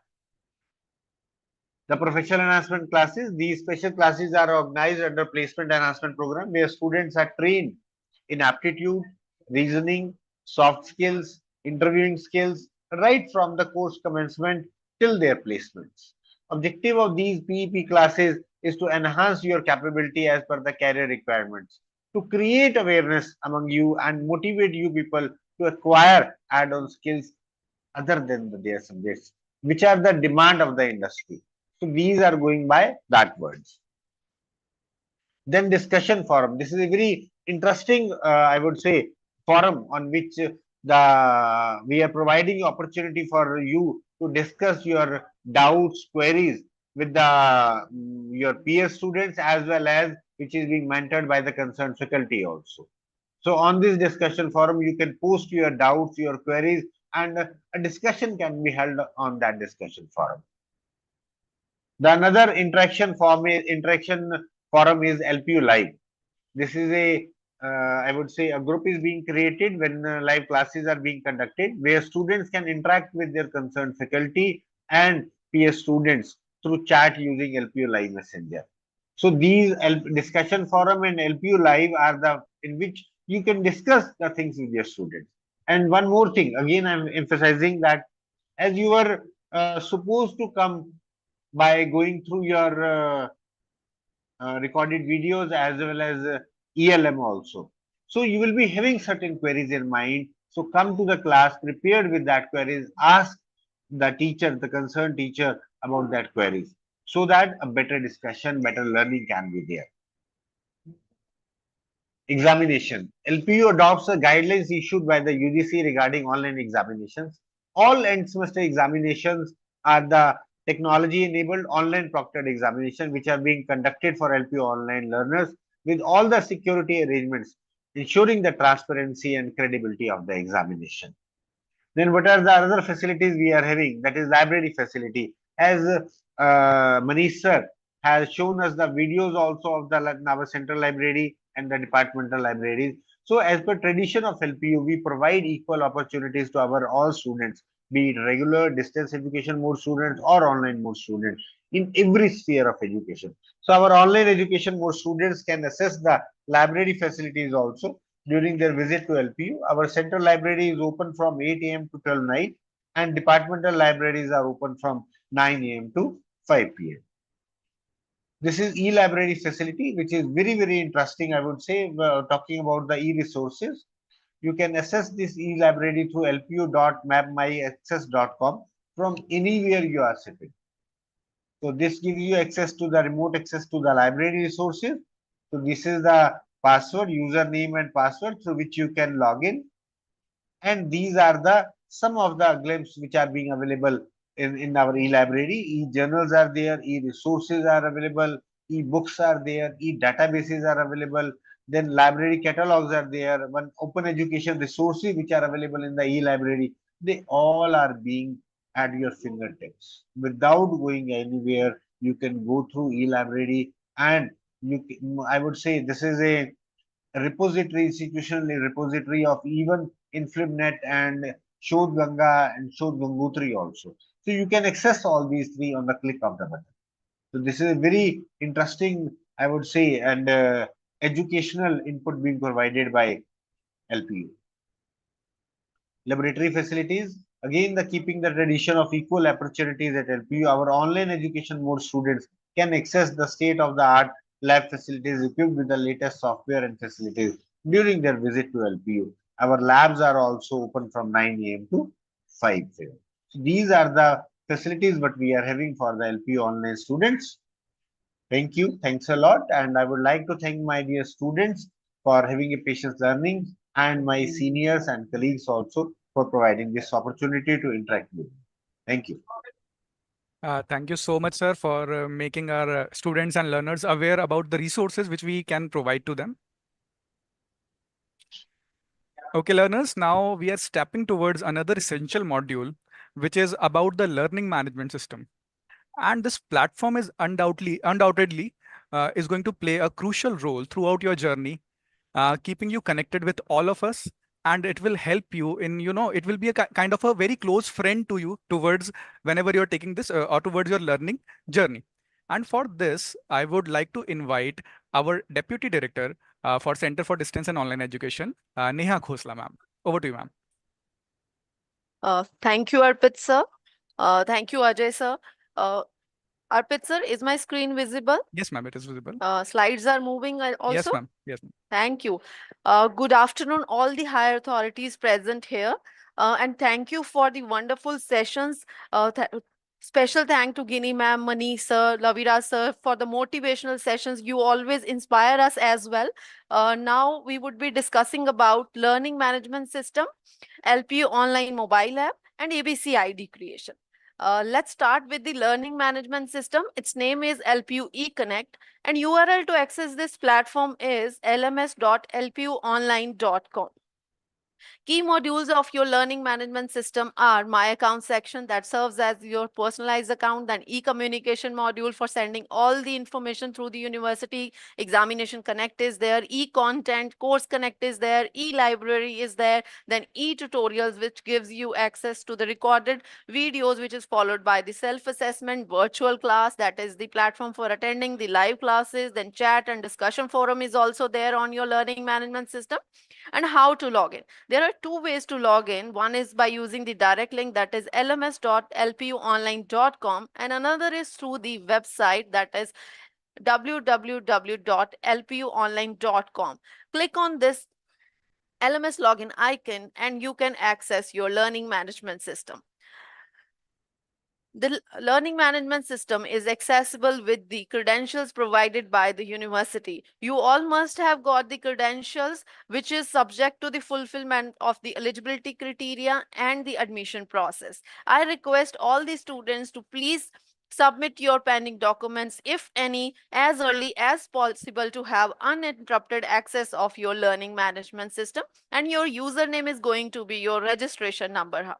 After filling those credentials, you can easily access your learning management system. After login, you will see this dashboard having various quick links available on the dashboard itself to make it easy to access for the learners. List of quick links available on the dashboard are on the left side. You will see virtual class, chat, that is LPU live, online assessment, discussion forum, exam, research, placement, and in the middle section you will see happenings, e-tutorials, learners participation, events, today's virtual classes, that is timetable and attendance of your live classes, and then assignments, my messages, calendar, announcements, etc. Let's start with the left side of your learning management system, and the first very quick link is virtual classes, the platform for attending the live classes. You can also access this platform by using the direct link that is myclass.lpu.in. with the same credentials of your learning management system. Dear students, please note wherever the credentials are needed, your credentials of learning management system will be used, and the timetable of your classes will also be published through your learning management system under today's virtual classes before the commencement of your classes. And this is the shaded area. If you click on that, you can easily access the live class platform. And this will be activated before the commencement of classes. As soon as the timetable will be published, this platform will also be automatically activated for the students. Next quick link is chat. We also call it LPU Live. Another way to access this platform is by using the direct link, that is lpulive.lpu.in. Please use this platform for academic interactions only to have an uninterrupted access of this platform. Next quick link is for online assessment. Another way to access this platform is by using the direct link, that is oas.lpu.in, again with the same credentials of your learning management system. This platform is used for conducting various kind of online tests, and these tests are going to be other than the self-assessment given in the e-tutorial section. Next is discussion forum. You can have course-wise discussion with your fellow students as well as with the faculty members, as all these modules have been explained by Ajay sir as well, that how academically these platforms will help you. Next quick link is for exam. For accessing the platform to give the examination, this particular interface will be activated during the examination to conduct online proctored examination. Next quick link is for placement. Click on this and fill this brief form to get yourself registered for placement assistance. Now moving towards the middle section of your learning management system, on the top you will see happening section. It provides information about all the happenings being happen at the university on the daily basis, and highlights the achievements of the students as well as LPU. The next section is e-tutorial, very important section for all the students. You can see the course style of currently registered courses. It will provide you access of the course-wise pre-recorded videos, which are further divided into the units. Then self-assessments will be there, overview, transcripts, e-resources, e-notes, etc. Click on any course style and you can access the complete course content of that particular course. In the middle, you will see the video. These videos are developed by the university faculty in-house in the university itself. Whole content is divided into the unit, and further these units are divided into the lessons as well as followed by the self-assessment. Click on any unit and it will be expanded and you can easily access it. Now moving towards the lower section of your tutorial section, that is overview of the lecture wise transcripts in the PDF format. That PDF format is for each and every lecture given under that unit. Then PPT is used by the faculty in these videos, e-books of the course, and also you can make e-notes while studying through this platform. Now next section is learners participation. This is the real-time calculation of all components of academic participation, and academic participation includes attendance of the live lectures, studying through the pre-recorded videos, quiz after every unit, that is self-assessment, and participation in the discussion forum. Click on this learners participation icon and you can access your course-wise and component-wise participation in this. Sorry. Next is today's virtual classes, providing you access of the timetable of your live classes. So before the commencement of your classes, your timetable will be made available here. Click on this view timetable and you can view the complete timetable. And this gives you the quick information about your attendance. This attendance is of your live lectures only, not including other components. And attendance of your live lectures will be updated within 42 hours of the delivery of that live class.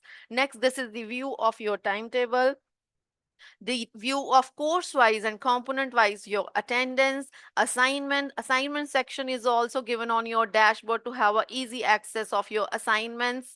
Then my messages, this section is also there on your dashboard. These are the personalized messages being sent to the individual students I request all the students to pay attention to these messages as well as the announcement sent by the university, as once your mission is done with the university, all communication by the university will be done through this platform only. So please pay attention to your messages. Even during the admission process, we would be sending you multiple messages regarding any deficiency in your admission or anything which you need to fulfill will be sent through this My Messages section. This is calendar where you can easily mark your events. Then announcement section. This is the view of announcement section on the bottom of your LMS. Then moving towards the main menu.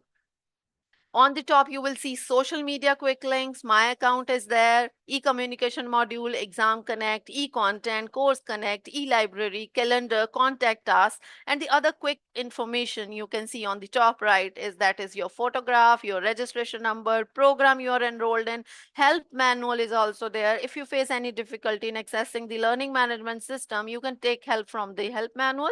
Provision to change password. We request all the students to please change your password after your first login. Then my profile is there. Let's start with the main menus, and very first main menu is my account, including the access of ID card, online fee payment, my profile, edit profile, fee receipt. As soon as you got the credentials, this will be preloaded with all the information. On a click, you can access your ID card. 3 attempts are given to print your ID card, so please print it wisely.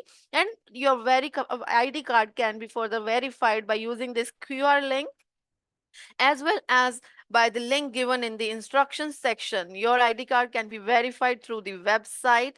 Then next is online fee payment. From second semester onwards, your fee payment will be done through this platform only. All the details will be pre-filled. You just need to fill your email ID, your mobile number, click on this Paytm icon, and you will be routed to Paytm gateway, where you can easily make your payment of all the semesters one by one. Then my profile section, this gives you glimpses of all the information which you have submitted at the time of admission. We request all the students to please inform university or put your request through the RMS module if you found any discrepancy in these details. Edit profile section. Here you can update the employment details. If you have not submitted these details at the time of admission, you can do it right away. Then next is my fee details. Your fee receipts of every semester will also be made available through your learning management system. For that, you just need to select the session and then the receipt number, and you can easily view and download the fee receipt in the desired format. Next is e-communication module. As I have already explained, that after admission, complete communication by the university will be done through your learning management system only, and you can access the previously sent My Messages as well as the e-announcements under the history section of your My Messages as well as e-announcements section. The next is Examination Connect, most crucial platform interfaces for the students. And important regarding Examination Connect is that most of the interfaces of examination will be activated during the examination as per the applicable dates which are given in your important date calendars. And the interfaces under this section are assignment submission is there, term paper submission, CDP submission, draw your date sheet, report exam discrepancy during the examination result, revaluation registration, repair registration, provisional academic transcript. Name any of the examination related or any other service, you will find the access through your learning management system. It is a connect between student and the university, that all the information and all the forms will be made available through your learning management system for the easy access. So we would be discussing about few of the interfaces under the examination module. Very first module is assignment submission. You can make submission of your assignments through your learning management system. The assignments as per the given timelines will be made available course-wise under this section. If you face any difficulty in accessing this interface, you can take help from the guidelines for uploading the assignments through LMS as well as from the mobile app linked here for the easy access by the student. Then term paper submission, it will be open for the applicable students as per the program scheme of the program you are registered in. Any kind of submission of the reports, like be it term paper, CDP submission, any project, anything which is required to be submitted to the university, the interface will be made available in the learning management system so that the students can give the submission easily from their home on a click. Next is draw your date sheet. University has given the flexibility to LPU online students that they can draw their date sheet as per the given time slots and dates. Next is result. Once the examinations are done, your result will also be declared through your learning management system under this result section, and you can view the grades as well as even reappear result will also be shown separately. Next is provisional academic transcript. Once your grades are finalized, the transcripts, provisional transcripts will also be made available through your learning management system. You need to click on this view provisional transcript icon and you can easily view and download the transcript in the desired format. Next is e-content module, which gives you access of the ebooks of the registered courses and program guide of the program you are enrolled in. Here you can easily download the ebooks and access the program guide. Your current semester will also be reflected here. Next, moving towards the course connect section, the interfaces under here are course selection module, then my courses gives you information about your courses, and under course selection, you need to submit your course selection as per the applicable of the program scheme. I request all the students, all the newly enrolled students to please fill this form as early as possible for having access of the timetable of all the registered courses. Otherwise, only the core courses will be registered to you, and wherever the selection is applicable, those courses will not be auto-registered to you. Especially where the special selection is applicable from this first semester only. For example, the BA students, they have selection applicable from the first semester itself. If you have missed filling this form, please do it right away. Only then the classes and the content of those particular courses will be made available to you. Then my courses, here you can access the complete course content, that e-tutorials of previously registered semesters also. Then next is e-library, which is already explained by Ajay sir. So you can have access of your e-library through your learning management system. You will be upon clicking this e-library icon, you will be routed to a different platform where you can click on this login icon. After this window will appear. Here, important point is you need to click on this UMS credentials first. After that, you should fill the credentials of your learning management system and you can easily access your e-library, which is made available to the FPU regular as well as the distance students also. Next is calendar, where you can access important dates as well as the list of holidays and contact us. Important contact details of universities are given there. That's all about learning management system. Now we are moving towards the LPU online mobile app. All the Android users can download the app from the Play Store and all the iOS users can download the app from the Apple Store. We would not be explaining all the modules all again, as we have already covered them in the learning management system by not taking much of your time. I request all the students to please download the app on your phone to have a easy access. After downloading the app, you would see this login window. Here you need to fill the credentials of your learning management system and you can easily access it.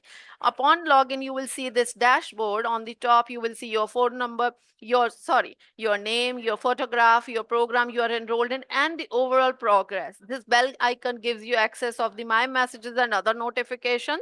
And in the middle, you will see the happenings of the university, then announcements, e-tutorials, assignment submission. The other quick links are given on it. Click on this shaded area and you can expand the complete side panel. And this is the brief information given on your app. Now it would be listing out the interfaces and services accessible through your mobile app.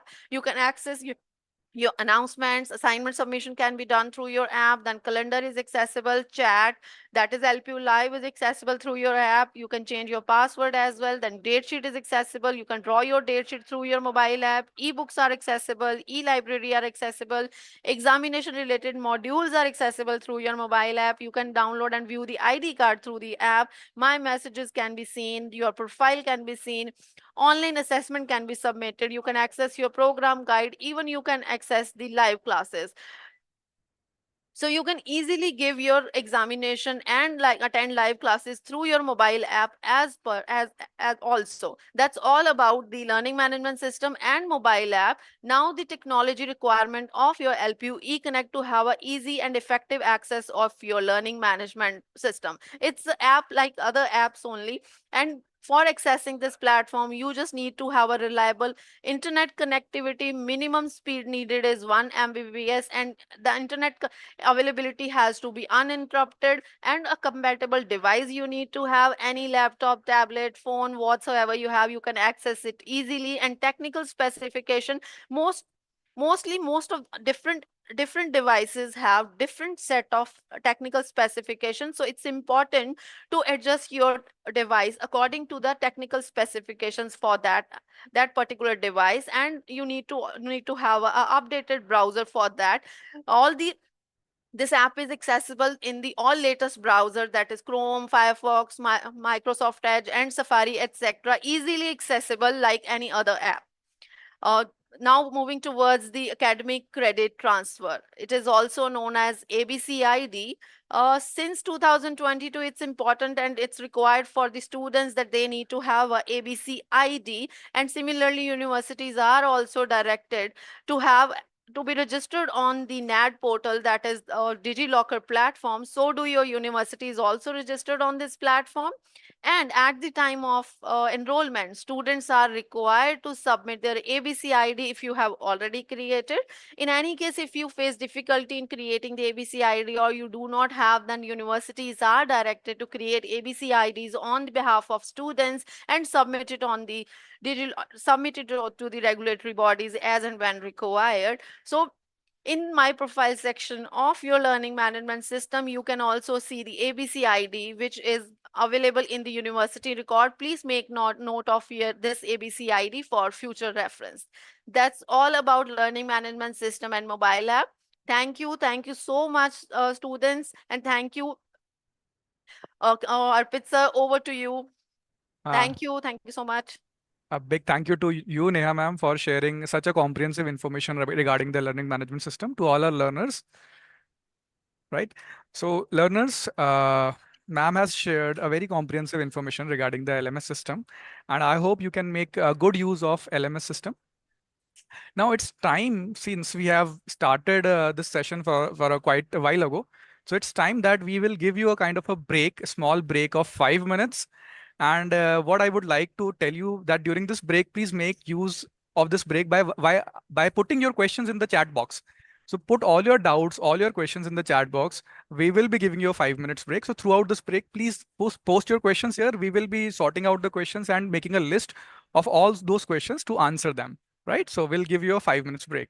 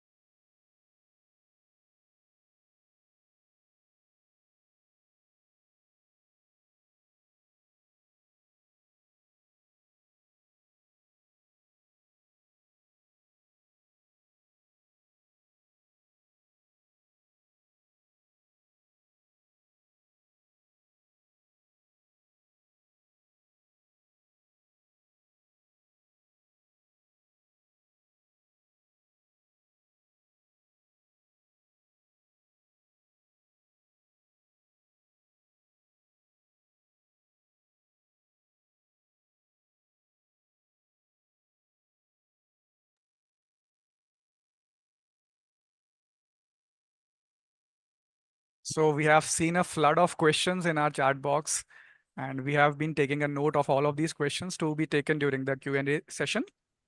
Welcome back again after a short break. Now, moving on to the next module, I would like to invite Professor Director of SICA of our Center of Distance and Online Education, Dr. Kulvinder Pal, sir, for module over the program delivery. So over to you, sir. Thank you, Arpit, sir. And a very good afternoon to all the dignitaries and a warm welcome to all our freshly enrolled students of February 2024 batch. So I hope that by now you are having quite a lot of various systems and processes of LPU and LPU. So I'm here to overview of the academic and evaluation system. Let me first share my screen to start my presentation.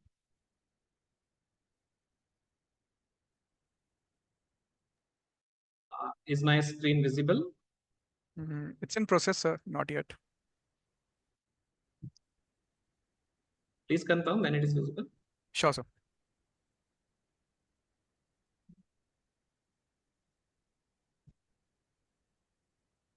Yes, sir, it is visible now. Okay. Just give me a moment.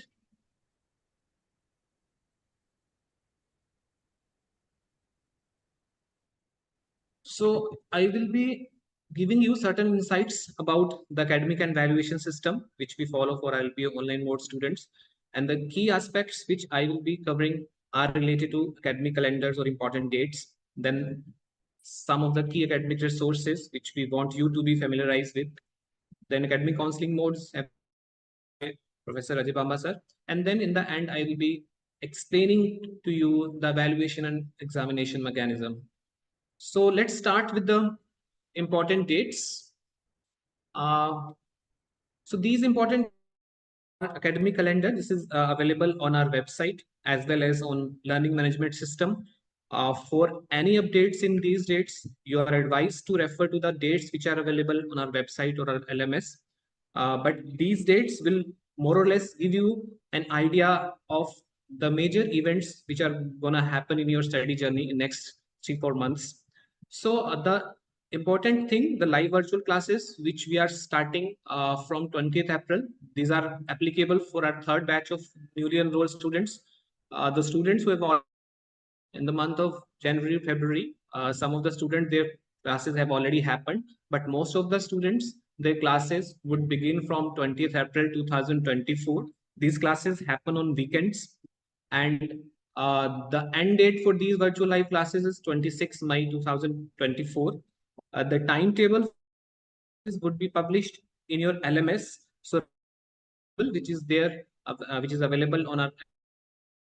Each student will be getting timetable based on the courses in which they are registered to, which is there in your LMS login. Similarly, there are certain students who have enrolled in MC. Based on their eligibility criteria, certain students of MCA program, they have to appear in certain bridge courses. So the classes for those bridge courses would happen during the weekdays from 7 to 9 p.m. So these classes would start from 22nd April and will continue till 23rd May 2024. So now another important aspect is assignment submission, continuous assessment, because 30% of your weightage is related to your performance in assignments. So when these assignments will be made available to you, the generic date for the availability of assignments or mobile app is 1st May 2024, and the last date for submission is 10th June 2024.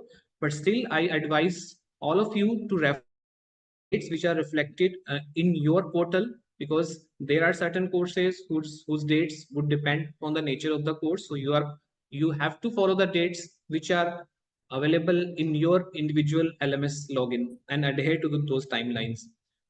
End term examinations, as has already told you, that we have a very flexible provision to draw your own date sheet, wherein students can draw their own date sheet. They can choose the times as well as the dates within the given options which would be made available to you through your LMS. So that select your date sheet would most likely be opened by 10th May 2024, and you'll be having around 10 days to draw your own date sheet to decide about the time slots and the dates which are suitable to you.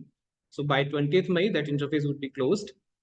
Then after that, the date sheet will be published through your LMS by 10th June 2024. And the end term examination, the end semester examination would start from 20th June 2024 onwards. So all these dates, these will be made available LMS login, and the examination date sheets, the assignment schedule, the timetable for live virtual classes would be customized as in which you've been enrolled to. So refer to the dates, exact dates which are given in your LMS login. Now coming to the key academic resources, the moment you register in our programs, you get the UMS, the LMS credentials, and is fully equipped with the various kind of academic resources. It is pre-loaded with the plethora of resources, but these are the most important two key academic resources which we want you to be familiar with. So one is program guide. For each program, which contains the detailed program scheme, syllabus, and weightages for that particular program. And these program guides are available as well as on our learning management system. So just to show you one sample program guide.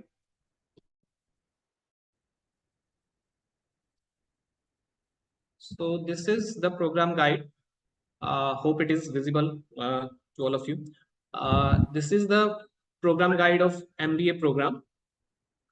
And see that this program guide contains the introduction about the program, the various program specific outcomes which are related to this particular features of the program. The program guide contains this program structure, which gives you an overview of the different kind of courses which you are going to study in your study program. So here you can see that this MBA program is divided into 4 terms or 4 semesters. For each semesters, you can see that there are different set of courses which have been specified in your syllabus to provide you an wholesome academic as well as professional overview of programs. So you can see that in first semester, you have 5 courses, and all the 5 courses are related to your discipline specific core areas. Since it is an MBA program, so all the 5 courses are related to the management core subjects related to management. Second semester, in addition to these 5 core subjects, you will be getting one additional course which is to enhance your ability enhancement course, and this course is communication for leaders.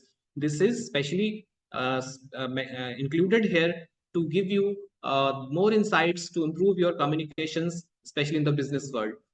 In the third semester, in addition to a few of discipline specific core courses, you have an option to either go for seminar, or you can choose one course from general elective basket.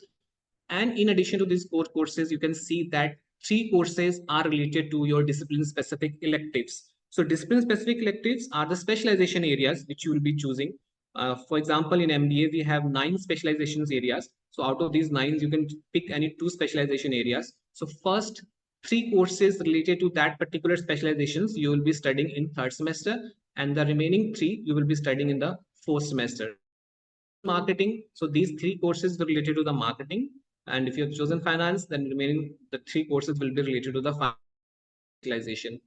In addition to these core courses and discipline specific specialization courses, you will get 1 course each in semester 3rd and 4th, which we call as journal elective, which is different from your core area as well as your specialization area. So you have an option to choose either from a professional enhancement area or political science or sociology. So these are the various options.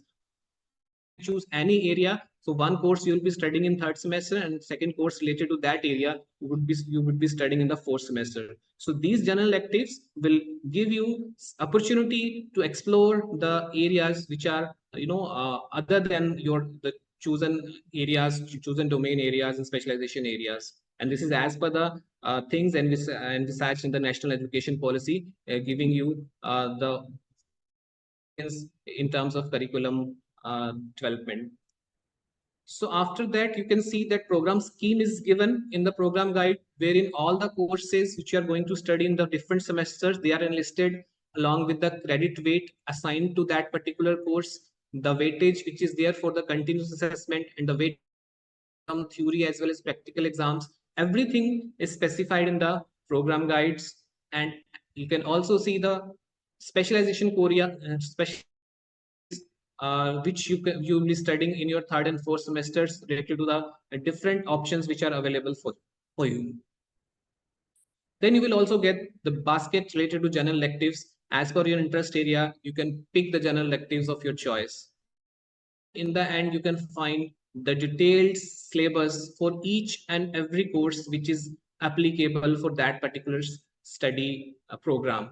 So by referring to these program guides, you will have a fairly good idea about your academic journey, about the various types of courses which you are going to study, different semesters of your study program. Now, the next important resource, e-learning material. This has already been covered by Professor Ajay Bamba sir. It is a book which contains the detailed course content covering the entire syllabus, and it is written in the self-learning and conversational style so that it is easier for our online mode students to understand. It has various attention grabbing tools and techniques, various tools to assess your knowledge in the form of self-assessment questions, review questions. These are available on your learning management system, and as per the courses in which you have registered, you will be getting these e-learning material. This comes preloaded with the ELM of these various courses in which you have registered. I'll just show you one sample e-learning material. So this is the self-learning material related to one of the course, managerial economics. You can see that this e-learning material contains the syllabus which is covered in this particular book. Self-learning material in terms of units and the authors who have written those units. Then it is divided into various units. Each unit starts with a unit structure. For studying that unit is they are specified. Then it is divided into various sections and subsections. There are certain case studies, illustrations, examples, notes for space for notes taking, and the various tasks to do for you to be engaged during your this. So this is a one-stop solution for all your academic needs. For examination point of view, you don't have to gather notes from here and there. This book is sufficient to provide syllabus at one place. So it ends with the summary. This is an important point which you can recapitulate during your examination for a quick revision. Then the keywords which are covered in the SLM, ELM are also given. Then self-assessment questions which are generally in the objective type format, they are given. The review questions. So all these questions are important from examination point of view. Even the answers to are also given. And then further readings and links for academic knowledge further are also given. So this is the same for all rest of the units. So again, I would request you to go through these e-learning material for the better preparation. Even while coming to classroom, before you can refer to the topics which you can which you will be covering in your virtual classes, and you can clarify your doubts from the teachers. Academic counseling modes, these are already explained by the Professor Ajay Bamba sir, but these are the study modes through which you will be having the presence of teachers and your fellow students in spite of being our online students. So recorded video lectures are all preloaded in your LMS. Live virtual classes would happen through your My Class interface. Chat would be happening through your LPU Live Messenger, and discussion forum is also available through LMS. In addition to these, we conduct the online workshops, master classes, and guest lectures. So all these academic counseling modes will provide you an opportunity to interact with the experts from the academia, from the industry, as well as with your peers. Now coming to the assessment weightages for different types of courses. So, assessment weightage for different type of component, that would depend on the nature of the course. You can see from your program guide what nature of course you have registered. Only theoretical course, theory only courses, then your 70% weightage, assessment weightage, is to your performance in your end term theory exam, and the remaining 30% is for your continuous assessment. Out of that 30%, 20% is attributed to the your performance in assignments, and rest 10% would be based on your academic participation and engagement.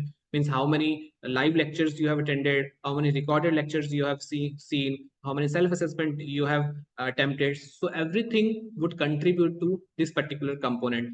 There are certain courses like dissertation and cap wherein we do not have end-term theory exam, but we conduct end-term practical or project exams. 70% weightage is for that particular exam, and the remaining 30 is for a continuous assessment, which further comprise of assignments and academic participation. There are certain courses which have both the components, theory as well as practical or project. So for those courses, you will be having 2 end term or end semester exams as well as end term practical. For end term theory exams, the weightage, the assessment weightage would be 40%. For end term practical exam, the assessment weightage would be 30%. 30% would again be attributed to your performance in continuous assessment. There could be certain courses like term paper, CDP, field seminar on summer training, where entire your is entirely based examination. And end term exams, they are conducted through online proctored examination system through my class interface. In coming session by Asim sir, you will be getting certain overview of that particular platform. Before the start of your examination, generally we conduct the mock session for our newly enrolled students so that they can get a fairly good idea how that system works. Now, further going deep into the continuous assessment, I've already mentioned that continuous assessment would be based on your performance in assignments as well as your academic participation and engagement. The number of assignments would depend on the nature of the course. If you have a 4-credit course, then for each 4-credit course, you will be getting 2 assignments to submit. And if you have a 6-credit course, then for each 6-credit course, you will be getting 3 assignments. So for example, in your first semester, if you have got 5 courses and all of those courses are of 4 credits, then you will be getting 5 into you will be getting around 10 assignments for these 5 courses, 2 each for each course. Now, how you are going to submit the assignments? You will be getting the access to the interface, CA submission interface through learning management system. The assignments will be provided to you as per the dates announced by the university. So as soon as the assignments are uploaded in your platform, you can download those assignments. You can take the printout of those assignments. Those assignments would be customized for each every student. So the students will be getting different set of assignments. So you need to take the printout from your own login, because your registration number as well as the question would be pre-printed on that particular assignment paper.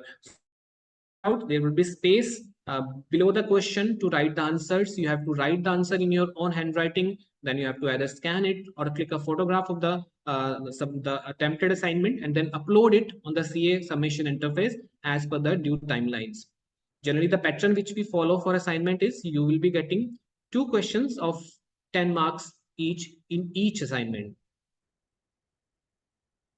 Now, the academic participation and engagement component. Your 10% weightage in most of the courses is based on participation, and you have to at least score 75% in this particular parameter to be eligible for the exams. And your performance, your attendance in the live virtual classes, the recorded lectures which you have viewed, the self-assessment which you have attempted, the participation in discussion forum, everything would be counted towards this 10% of the total weight in your overall scheme of evaluation. Now, the end term examination, the question paper pattern, the end term theory examination would consist of a mixture of objective as well as subjective questions. again, how to attempt these questions, what are the comments, everything would be covered in the upcoming session. But we again advise you to attend mock session whenever university organizes before your actual end term examination, so that you will get hands-on experience to attempt your questions, different type of questions during your actual examination. How we conduct end term practical and project examination, that also happens online, and that would be based on your online practical or presentation, followed by viva, which will be conducted online, and you need to submit these reports and for the evaluation. And at the time of your final examination, viva examination, the examiner will be interacting with you one by one. He or she may ask you experiment or to give a presentation. Based on your report and based on your presentation, the marks will be awarded to you. The schedule for these exams will be intimated along with your date sheet, and the detailed guidelines and instructions regarding of these exams will be shared through LMS. We also conduct the orientation sessions from time to time about the different types of project or final practical examinations. So be vigilant about those sessions, attend those sessions in order to be further familiar with the various instructions and guidelines.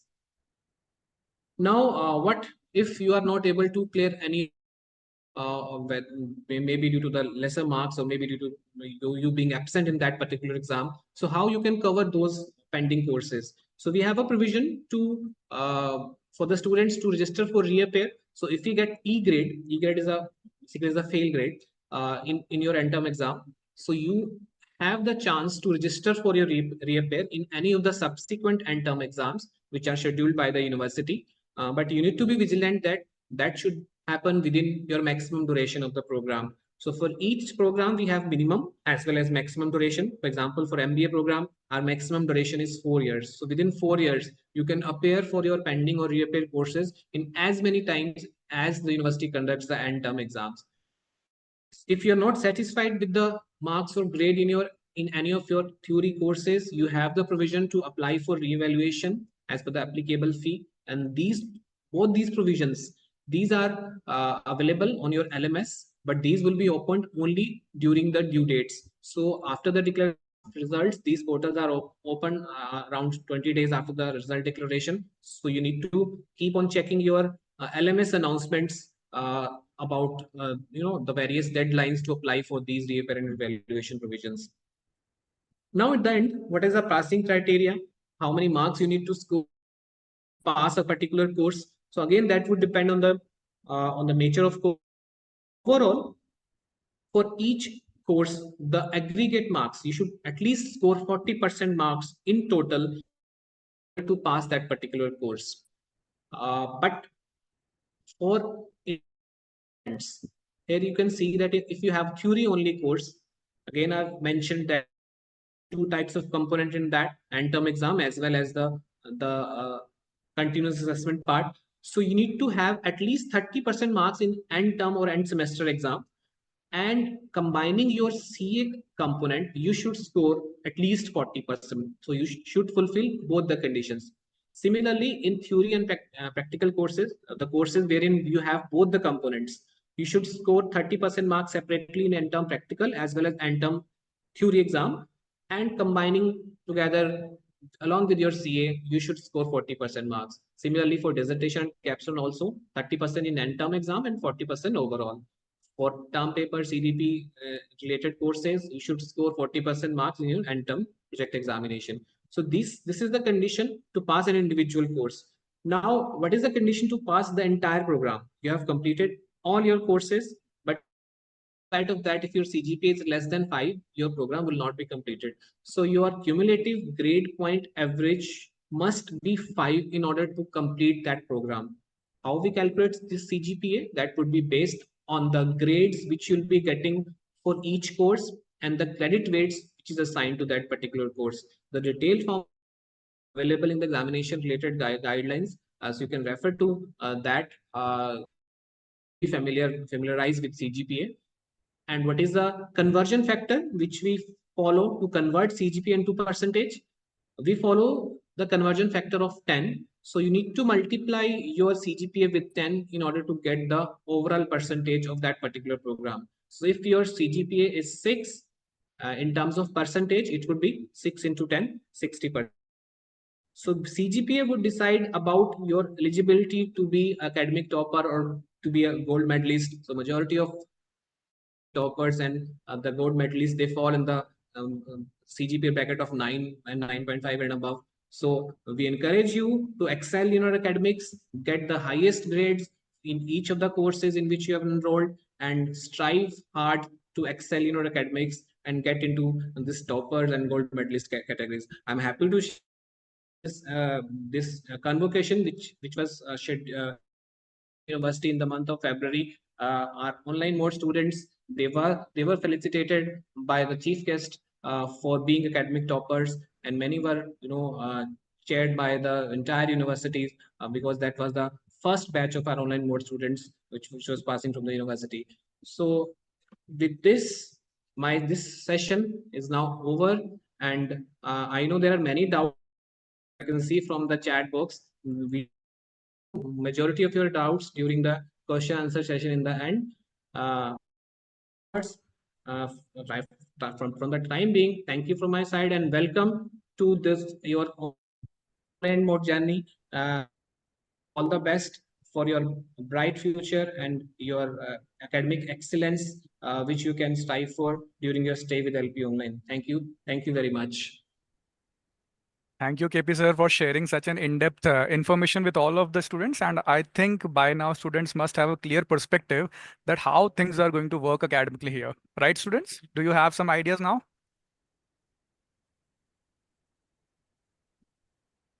Yes. So many people are writing yes.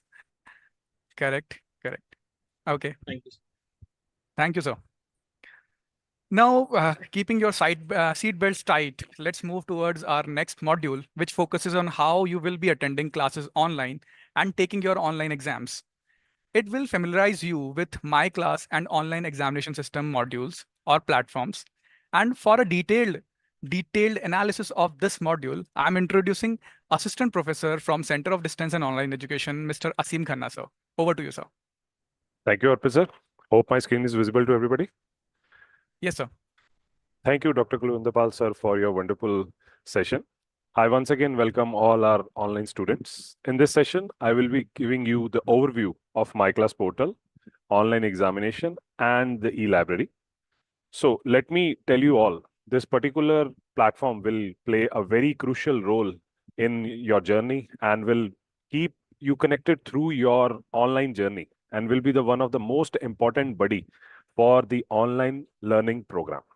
Starting with My Class interface, students, you have to open lpuonline.com. So once you will open lpuonline.com, you have to click on LMS login. So once you will click on LMS login, you will be redirected on the login page where you have to put your credentials given by the university, the username and the password.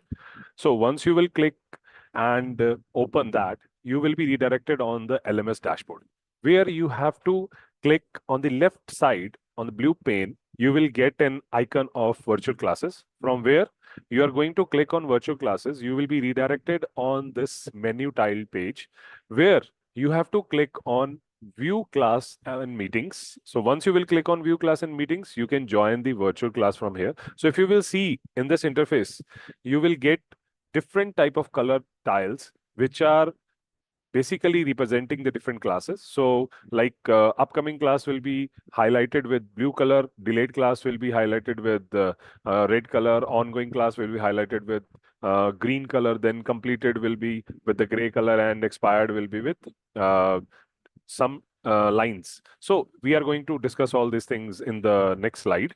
So once you will click on the ongoing class, like there is a class which is like EMGT 403 lecture. So once you will click on this lecture, you will be redirected on this interface where you will see that there are 3 different sections of My Class interface. So the first section will represent the area where the teacher is going to upload its presentation, the PPT, or whatever medium he is going to provide you the lecture. Let's suppose it can be a PDF file or a Word file, or even a PPT can be there. So next area will be the public chat area to communicate with you, like either with the students as well as with the classmates. Also, you can just discuss with your faculty member whatever things you want to ask within the class. So next area will be the list of participation area, where you will see that there are two different icons. So the icon which is basically representing with a square icon, that is the teacher who is going to teach you in the class, and other icons will be in circle, that are the students which are joining the class within that session.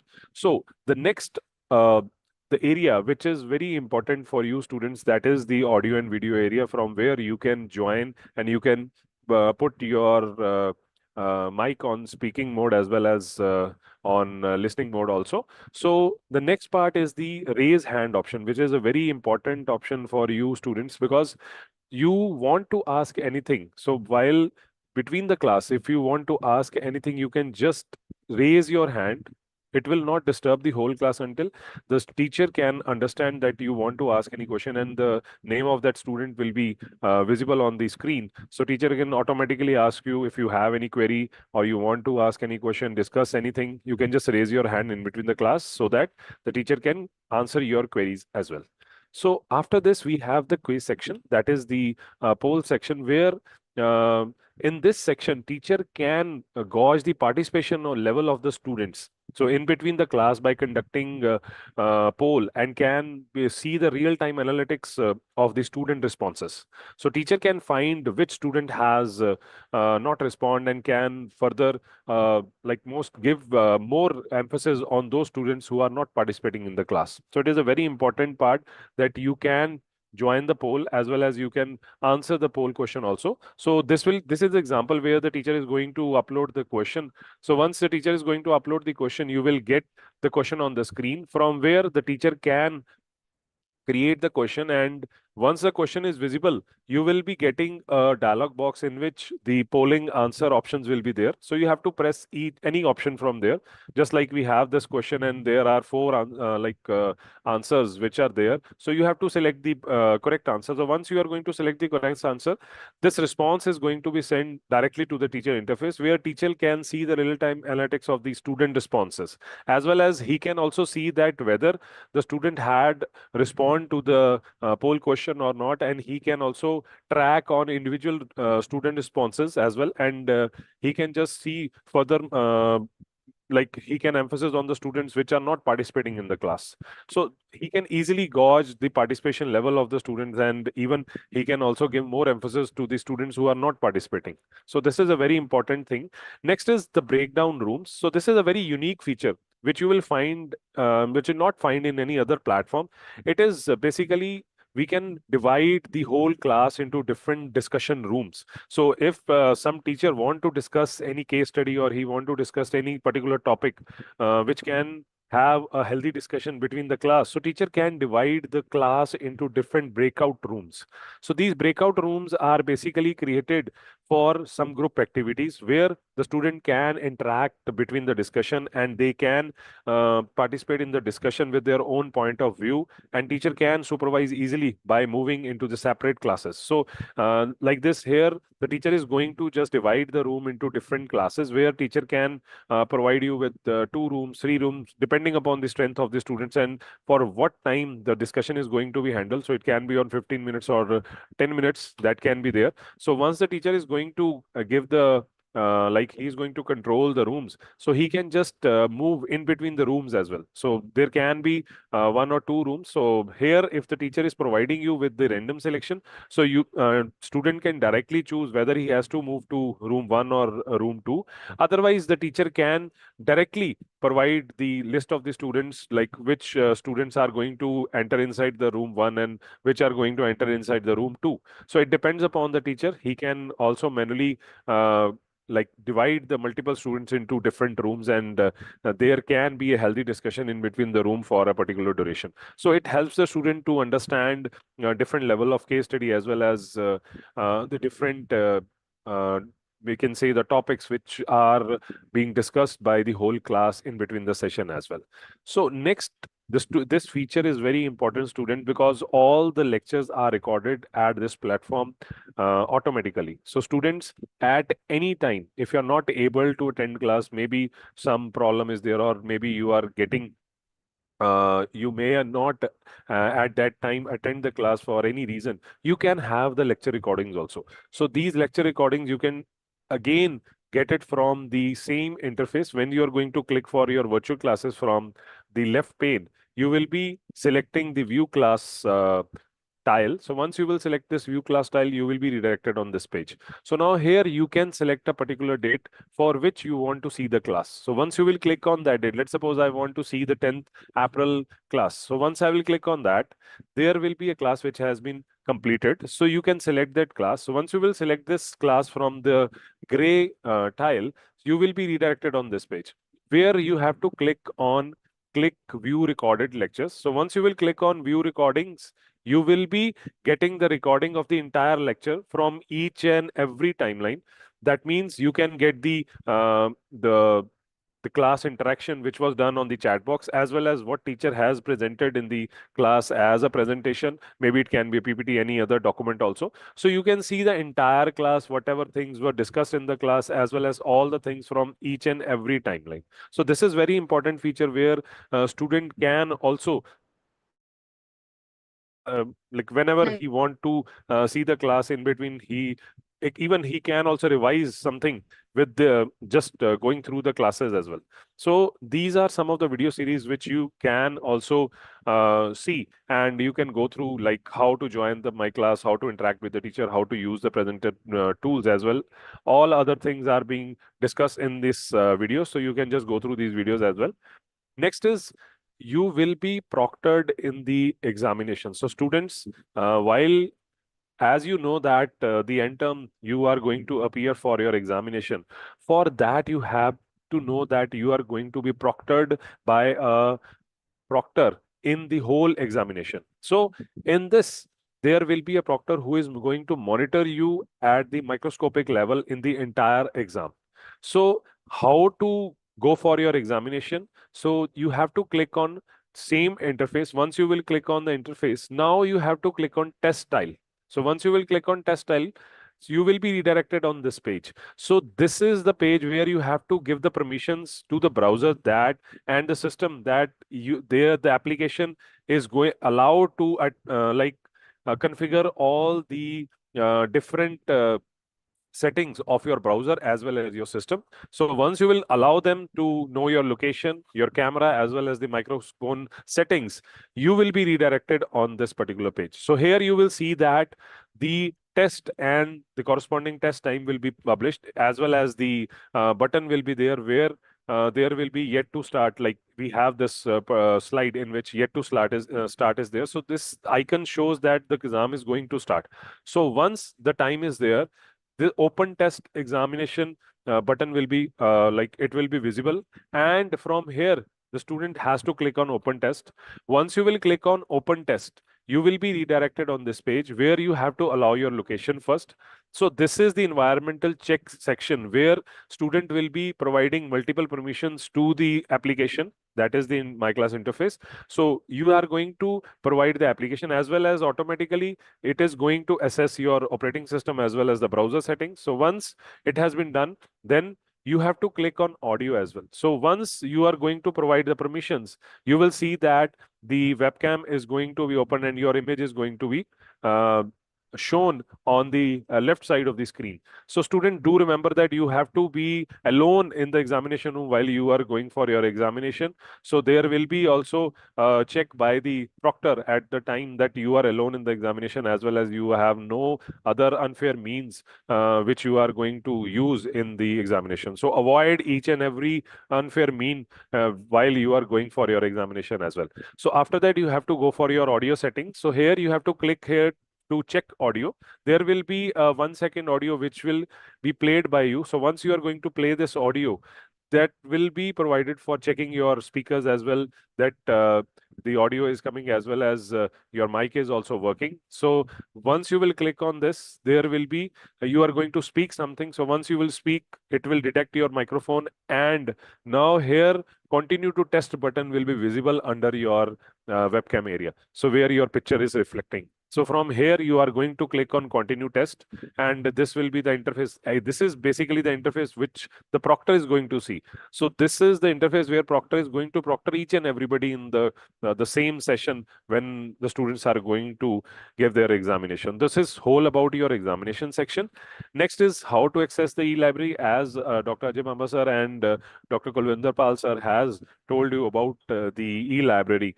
So you are going to click on e-library section from the top of the dashboard screen. So once you will click on e-library, you have to move to the digital resources. From here, you are going to click on digital resources. You will be redirected on this page where you have to select e-resources. From e-resources, you can select ebooks. So once you will select on ebooks, there are different libraries which are there. The world libraries there from where you can select different type of books related to your program, and you can just go through them, as well as you can see and you can just read those books as well. So this was all about the interface, my class interface, as well as the interface related to your examination. So thank you. Over to you, Arpit sir. Thank you so much, sir. Thank you for giving an elaborative overview of classes and examination conduct system to our learners. Thank you, sir. So learners, moving further, we at LPU believe that whether regular or online, our students should get most of the opportunities.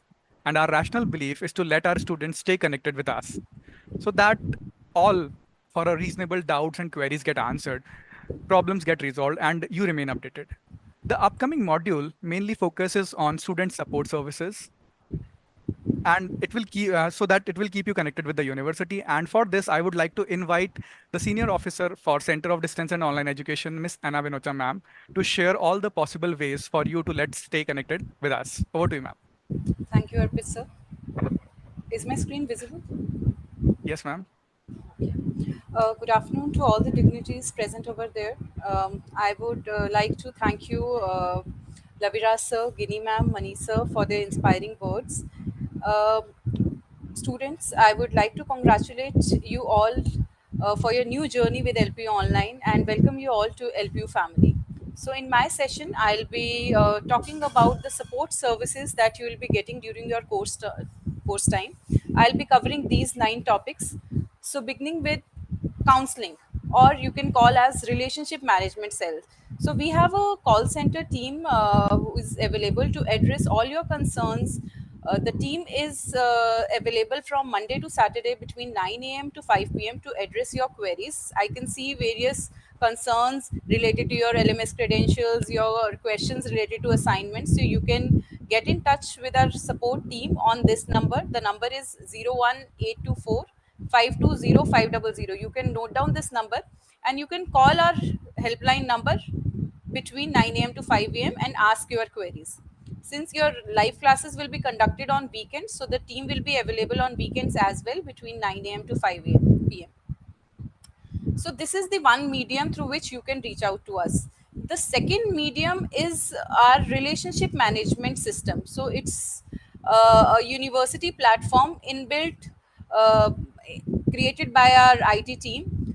This tab is available on in your learning management system only. Once you log in to the learning management system through the credentials that are being provided to you at the time of your admission, on the top left hand side you can see the RMS tab. Once you log in, once you click on this RMS tab, you will be seeing two options. One is RMS history and the second one is log requests.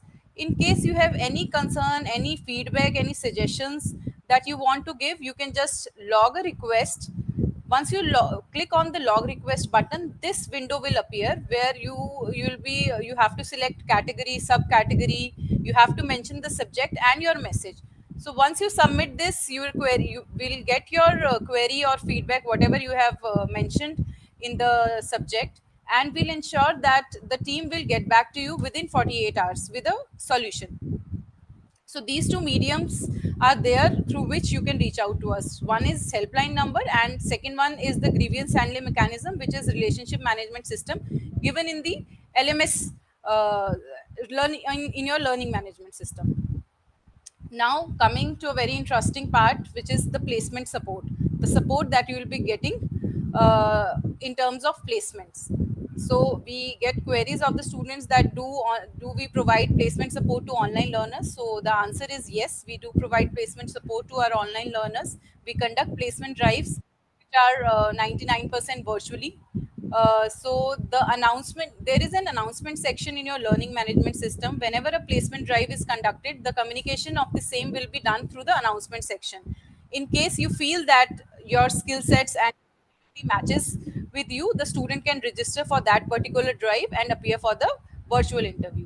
In case you have any placement related query as well, you can just call us on the helpline number, which is 01824 520 500, which I mentioned earlier as well. Also, in case you want to know about the companies which came in the past and the placement drives we conducted in the past, there is a page which we have created on the website, placement support. It is given on the top of the, once you visit our website, on the top navigation bar there is a tab of placement support. Once you click on that page, you will get all the information related to the placement drives that we conducted in the past and the students which got placed. Now coming to a very important program which comes under the placement support is professional enhancement program. Under this program, we conduct special classes where students are trained in aptitude, reasoning, soft skills, mock interviews, CV building. And the purpose of conducting such workshop is to provide you add-on skills other than your academic subject knowledge.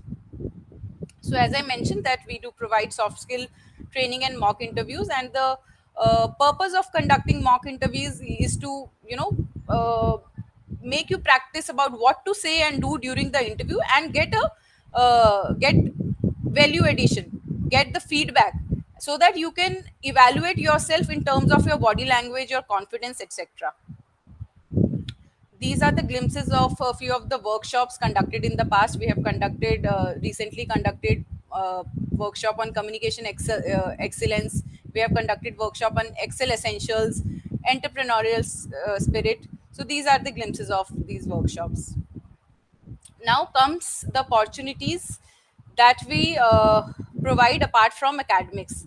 So we LPU conducts mega events, and the online and distance learners are given equal opportunity to witness and participate in such events. We have conducted 106th Indian Science Congress, and you can witness all such great events. Now comes the cultural and the sports events. So online learners can showcase their talent by participating in various academic, cultural, sport events. Recently, we have invited registration from our online and distance learner for the participation in the cricket tournament, and we get very good response from our learners. They came to the campus and they participated and they showcased their talent. For all such events, we put communication in the announcement section, as I mentioned earlier. Very important section, announcement section, and everything is communicated through that section. So you all are requested to keep on checking that announcement section so that you don't miss any important information. Now I would like to brief you about our website, which is www.lpuonline.com. So this is the homepage of our website, and we have provided various resources on our website so that you can access those resources through the website only. As you can see on the top right corners, we have a LMS login button. So either you can log into LMS through direct link, or you can log into LMS through website as well. You can just click on this LMS login, put on your credentials, and you can log into your dashboard. Now comes the program guide. As Kulvinder sir has already briefed about the program guides, that program guides contains the program structure, schemes, and detailed information about your courses and electives. So in case you want to access the program guides, you can visit the particular program that you are enrolled in, that page. You can visit that page on the website, go to the curriculum section, and you can access the program guide of that particular program. For example, if you are an MBA student, you can just visit the MBA page of the website, go to the curriculum section of that MBA page, and you can access the program guide. And as I mentioned, that you can access the LMS login button from the website. Now comes the important dates. We have updated the document of important dates in the footer section of the website. As you can see, the yellow highlighted part, it contains all the important dates that you would need to know throughout your session. So you can access the important dates document from the website. Now coming to the social media handles, why I'm discussing the social media handles here, because since you students are not in the campus, so I would like to mention that whatever we conduct in the campus, whatever we do, we update all those information on our social media handles, whether it is related to induction, whether it is related to any master class, any PEP program. We update our social media handles so that our audience remain updated.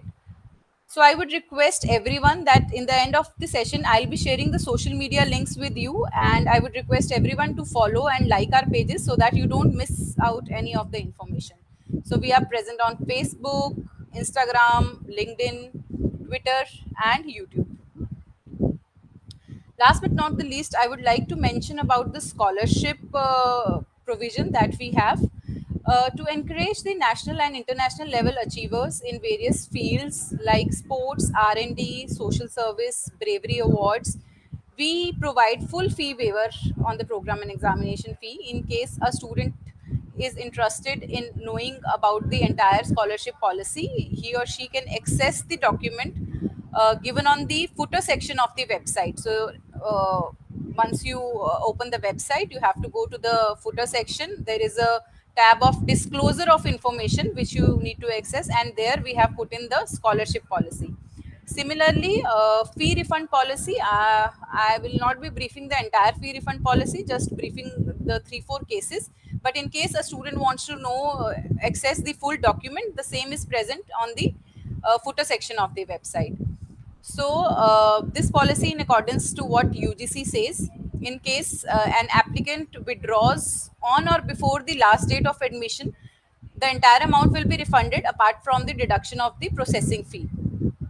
In case a student request for withdrawal within 15 days after the last date of admission, 20% of the amount will be deducted and the rest of the amount will be refunded back to the student.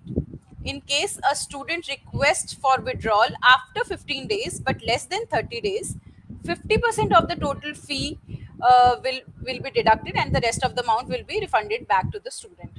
And the fourth case is if a student asks for fee refund after 30 days, after 30 days of the admission, after the last date of admission, there will be no refund or of any fee to the student.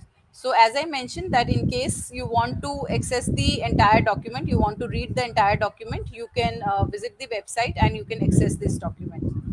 So that's it from my side. Thank you, everyone. I welcome you once again to the LPU family, and I'll be sharing the social media handle links so that you can check out those pages. Thank you so much. Thank you, everyone. Thank you so much, ma'am, for informing our students about the student support services, about the website and social media pages.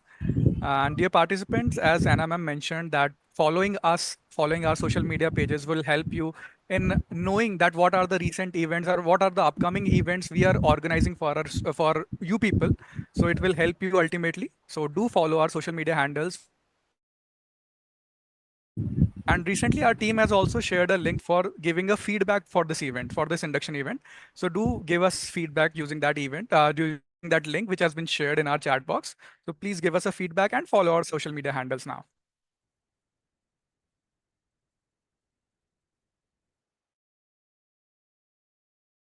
So I'll give you some time to follow the social media handles.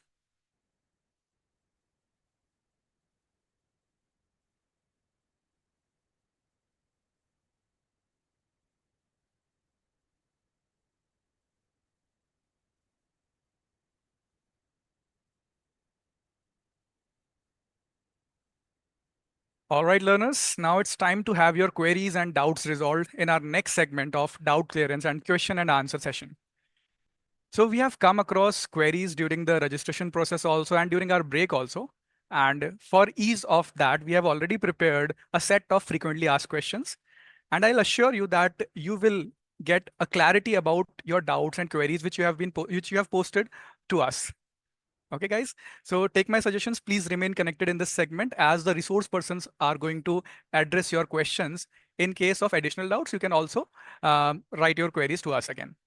So I'm going to take the questions which have been shared recently by the students. The first question is, does LPU Online provide placement opportunities and prepare student for the same? And I would like Anna ma'am to, address this question. Anna ma'am. Thank you, Arpit sir. I have covered this question in my session as well. That yes, we do provide placement opportunities to online learners. We conduct placement drives, and whichever placement drive we conduct, we communicate through the learners through the announcement section of the LMS. So in case the student feels that he or she matches the eligibility criteria and the skill sets which the company has demanded, he or she can register for that particular drive, and our career guidance team will support you in letting you know the time of interview, date of interview. They'll keep you informed about the further process.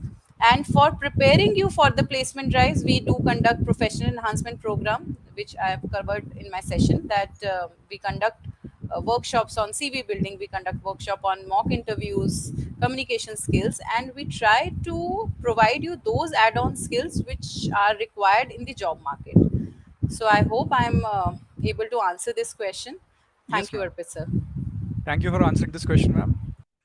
Now, the next question is an online degree considered to be full-time or part-time? I would like KP sir to answer this question. Interesting question. So Sir, is yeah. question, I got the gist, but I just want you to just question so that I can answer. Sir, I'll repeat the Exactly. question. The online degrees, whether they are considered as a full-time degree or a part-time degree? So online degrees, whether they are considered full-time or part-time. Right. So online degrees are online degrees. They do not come under the preview of degrees, but they are considered the regular degrees. This Dr. PP Singh sir has already shown in his presentation. There's a notification by the UGC, even by the Ministry of Education, that the degrees acquired through online as well as ODL mode, they would be considered equivalent to regular degrees for employment as well as for higher education purpose, provided there is a condition that this should be obtained or entitled higher education institutions. So if you are pursuing your online degree from a recognized or entitled, then that is equivalent to the regular degree. But the study mode is online, which is different from the regular or part-time degree. I hope I've answered. Yes, sir. Thank you. Now, the next question is, how can we enhance our skills with an online degree? And can you please share some strategies to score good marks in online exams? I would like Ajay Bamba sir to answer this question. Thank you, Arpit sir. First of all, as the students, you are asking that how can we enhance our skills with the online degree? The point is that the student has already chosen their goals, what they want to do, whether they had selected MBA or MCA or whatever the program it is. And we people are trying to provide the best available resources to our students as per your learning preferences. You can go through the content as per your wish, as per your convenience. Now, the main important thing is that you have to stay motivated and disciplined to going through this online degree. And the one very important thing is how you can apply your learning to the practice. Reason most of you are the practitioners. You people are working in the industry. So how you can apply the learning which we are teaching you, the learnings from the courses that you should apply to the practice. So these are the some of the, I would say, the skills what you can have. We are continuously trying to upgrade your skills, and they are going to help you to find out the better jobs and a better human being for you also. And then about the some strategies to have good marks. As during my conversation also I have told you, you are requested to go through your ELM, e-learning material, as well as recorded video lectures before going to the live classes. And come prepared in the live classes so that you will be able to interact in a better way. You are able to understand the things in a better way. And once your learning is good, the examination is not a problem. You will be easily able to score good marks in that. I hope I had answered, Arpit sir. Yes, sir. Yes, sir. Sir, there are a couple of more questions related to academics, and I think Yeah. you can better answer them. So, next question is, who should I connect with for expert guidance on course selection, considering someone is from non-business background? I think some of the any person from the MBA non-business background he has asked.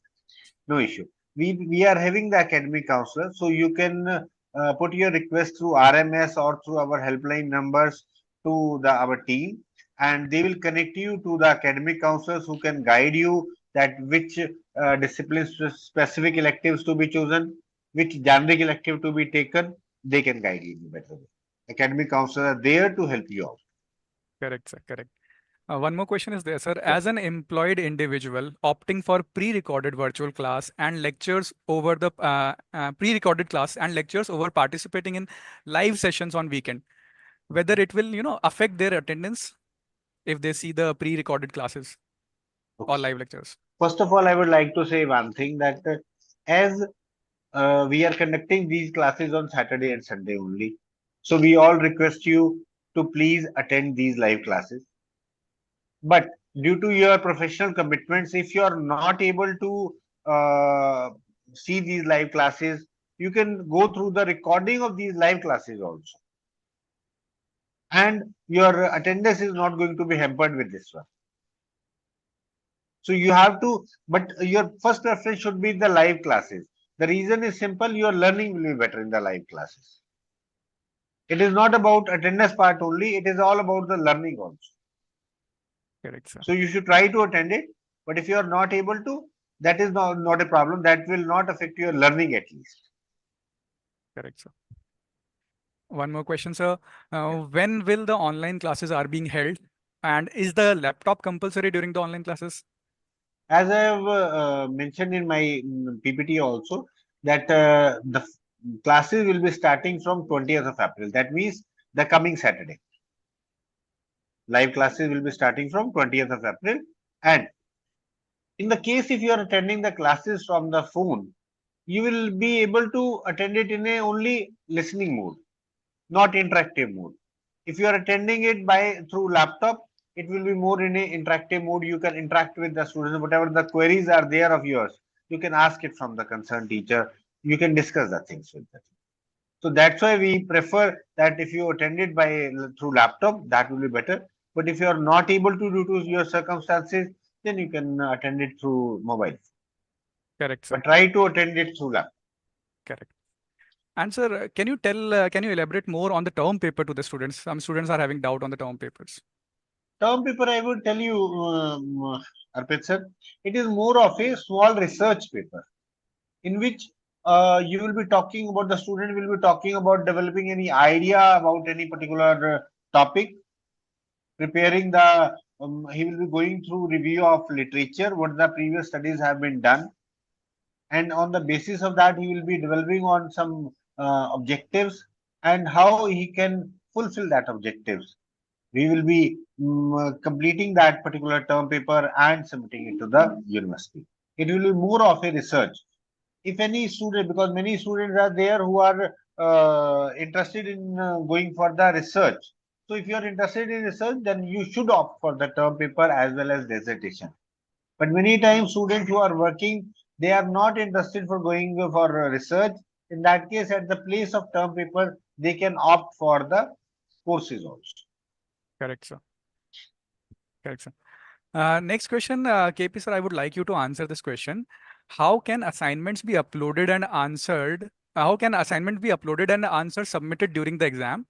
Is writing on papers and submitting required, or will PDF will be provided? That is the exact question I have quoted.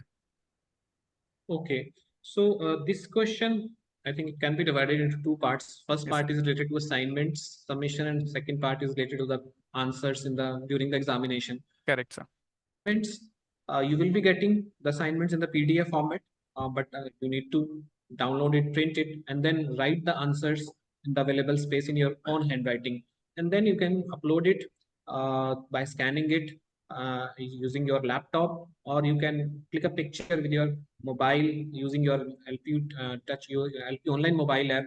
You can upload it at the CAS submission interface available on your LMS. So you need to print it and write the answers in your own handwriting and picture either through your laptop or through mobile app. Regarding your query related to the answers to be submitted during examination. Yes, so the answers to the subjective questions which you will be getting during your end term exams, and that would be displayed on your screen. And with the limited time to upload your answers, you can write your answer in any of the plain sheet. Before the examination, you will be getting certain what are the things which you need to write on the top of the answer sheet just to identify yourself and the question number, and then you have to write the answer and again upload it again the same way in which you are uploading your assignments, either by browsing the files to your system or by clicking the picture using your mobile and uploading it. So you need to write answers in your own handwriting. For assignments, you'll be getting the PDF format of assignment, but the questions during examination you will be getting through your the screen, through your system screen, and answers you need to submit the similar way by clicking the picture of the same. correct, sir. Sir, there is one more question, that what will be the nature of questions in the end semester exams, whether they will be multiple choice questions? Okay, so it will be a mixture of both. The first section would consist of objective type questions, multiple choice questions, and you will be getting a limited time to attempt those. After that section is complete, then you will be getting the subjective questions. So it will be a mixture of both subjective as well as objective type questions. Correct, sir. Correct. Next question, I would like Neha ma'am to answer this question is, a student has asked that how we can access the e-library. Thank you, Arpit sir, for this question. We have already covered this in my session, as well as Ajay sir also covered this and showed from where the student can log in on LMS dashboard. The link of e-library is given. Click on that link and you will be routed to the platform of e-library, where you need to fill the credentials of your learning management system. And for that particular login, you need to first click on the UMS credential and then fill the credentials.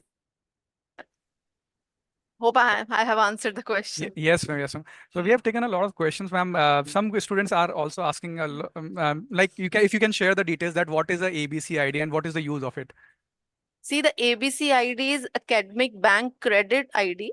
It's been asked by bodies to create for each and every student. It's a unique ID to be created for every student, and regulatory bodies for transfer of the credits on DigiLocker, that is NAD portal, been created to have a where the credits of the students at one place. So it will be unique and the students will not be creating it again.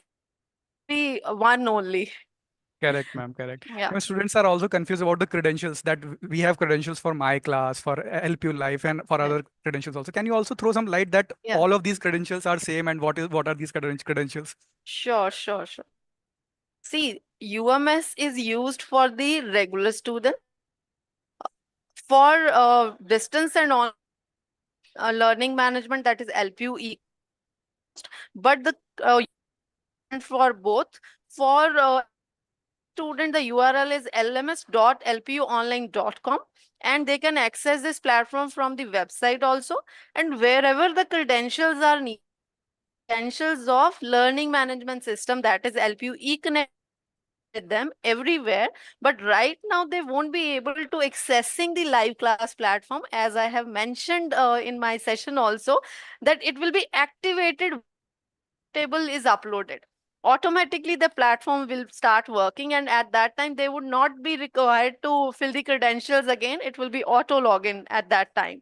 So do not get confused. The UMS credentials are not needed by them. The same credentials of learning management system will be used. And in any case, if a student yet not has received the credentials, see, the students would be getting it through email that must have been sent to them. You can also check the spam box also.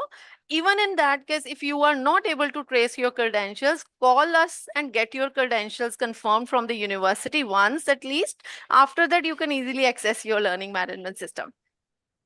Thank you so much for giving this information, ma'am. Thank you, Arpit sir. Okay, there is one more question. I would like Ajay sir to answer this question. Ajay sir, students are asking that when will be the specialization courses will be offered to the students?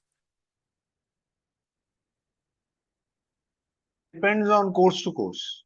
Okay, it depends on the program and course to course, right? Program, yes. So students can refer the program structure, program guide. Yes, because in many one it will be in the second, third semester, or maybe in the UG programs in some other one. Correct. Some other semester. Correct, sir. Arpit sir, I Yes, would ma'am. add on in this particular section. Yes, ma'am. Only in the BA program, this selection is applicable from the first semester itself. Rest of the programs, most probably from the second semester, it is applicable. But I request all the students to fill these details right away so that we can better plan their classes, and the course content can be immediately allocated to them, registered to them. Because if the courses of this selected courses will not, if they do not choose this specialization, or this course selection is not submitted, they won't get the registration of those particular courses. They will miss out on that, and the content will be delayed, the classes will be delayed. We won't be able to plan things on time if they do not submit it on time. So preferably they should submit it right away. The portal is, the specific interface is right now open in their login, and they can fill it. So students, you have heard the expert that you have to submit it right away. Okay, so please follow the words. So I think we have taken most of the questions being put on by the learners, and we can move towards the wrapping up of the session, I guess. Yes, learners? All right. So in the days and Arpit months. Sir, sorry, yes, Arpit sir. Yes, sir. There are 2-3 questions that I have noted earlier. Yes, sir. So I would like to answer. First, someone has asked about MBA West approved, and someone has written BCA recognized, want to go abroad. So I would like to answer collectively for the same. Yes, our online mode programs are approved by WES.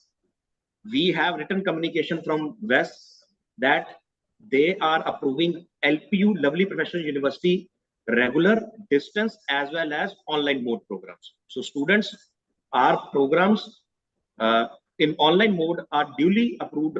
WES is recognizing our programs, and after completion of your program, if you will apply to WES for the verification of the credentials or for any of your purpose to go abroad, it will be recognized by the WES. So we have written communication from WES. One more question was there, sir. Students were writing about the difference between MA Economics and MSc Economics. Yes. I think Baba sir, you can answer better for the same. Please answer this. Yes, sir. Students, MA, if you talk about economics, these mainly emphasizes the theoretical aspects of the discipline of economics. As we all know, economics is the mother of, I would say, commerce and management, which is the subjects in demand. But MA Economics, if we talk about, that emphasizes the theoretical aspects. But if you talk about MSc, that emphasizes the discipline's mathematical and statistical aspects moreover. So practicality of the aspects are being covered into MSc, and MA is talking about more of the theoretical aspects. This is the difference. Thank you, Mama. Thank you. Two important questions. One question which appeared again that laptop compulsory for exams. The thing is this: our learning management system is everything which will serve your academic, administrative, as well as examination purpose. And LMS is also available on mobile app, so you can access LMS through a mobile app also. But as Kulvinder sir has already given detailed about the examination. So in examination, you will have written subjective questions also, as well as some objective questions. The thing is this: for written subjective questions, you have to write in your own handwriting and you have to upload. So for that, you need to download the question and you need to take a printout. So that you can do from your mobile also, but we would request you for that for the safer side, you can use laptop, because that will be easily connected with your printer. So if you have to take any of the printout and you have to upload your question, but that the things, if you are comfortable with your mobile also, you can perform from the same. Second question, which was the class timings. The classes would be on the weekends, as already told by Asim sir, and the classes would be from 9 o'clock in the morning. So we have chosen weekends, Saturdays and Sundays, especially keeping in consideration the online mode students' busyness. So if you will miss any of the class, we would request you to attend all of your classes, because you will directly interact with the faculty and you will take direct guidance from the faculty members. But in case you miss any of the class, you can see recording of the classes later on also for your academic purpose. One important question: can I give first and second semester examination simultaneously? Yes. If any of, we would suggest you to give your examination per semester, but if due to any of the unforeseen reason, if you will not be able to give your first semester examination, then you can appear for your first semester examination along with your second semester exams as a reappear candidate, and for the same you have to register yourself as a for first semester examination also at the time of second semester exams. So these are some of the important questions which I think that we should answer to the students. Project work is term paper, CDP project, etc. Coursework. Okay, done. Take it. Any other question, please? You can ask. Okay, sir. One more question I just recently received. Let's just see. For assignments, is it okay to write? Yes, sir. Yes. So I think KP sir, you can answer better for the same. Yeah. For assignments, you can take the printout. It is not necessary that it should be connected with your laptop at home. You can get it printed outside from any of the cyber cafe or any of the computer center. But it is good to take printout of the assignments which are available in your system, because it has your registration number and other details and the question mentioned. So it gives an better insight to the teacher that you are answering the questions which is specifically allotted to you. So better to take the printout. Otherwise, you have to manually write everything with your hand and then upload it.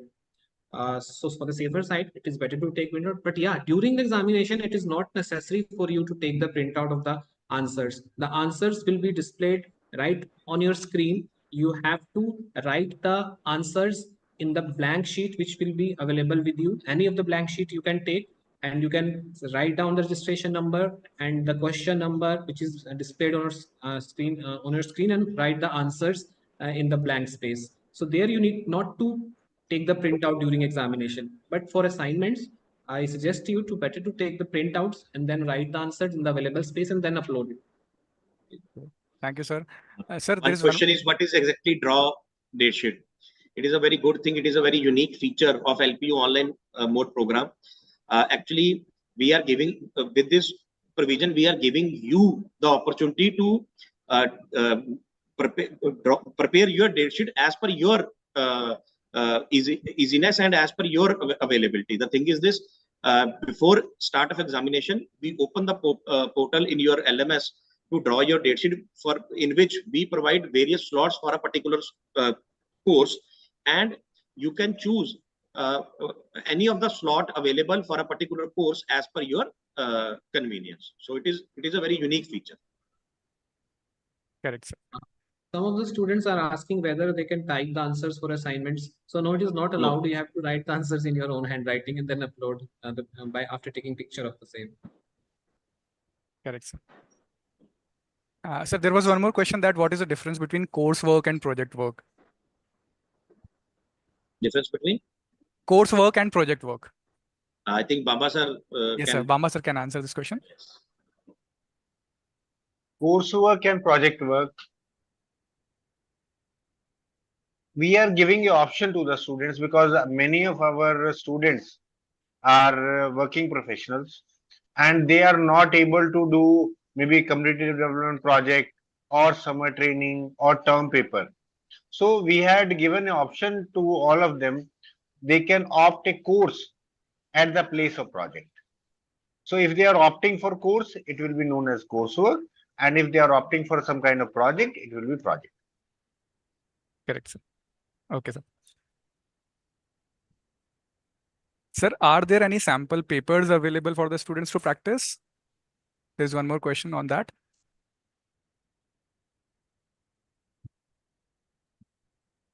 Am I audible to you, sir? Yes, sir.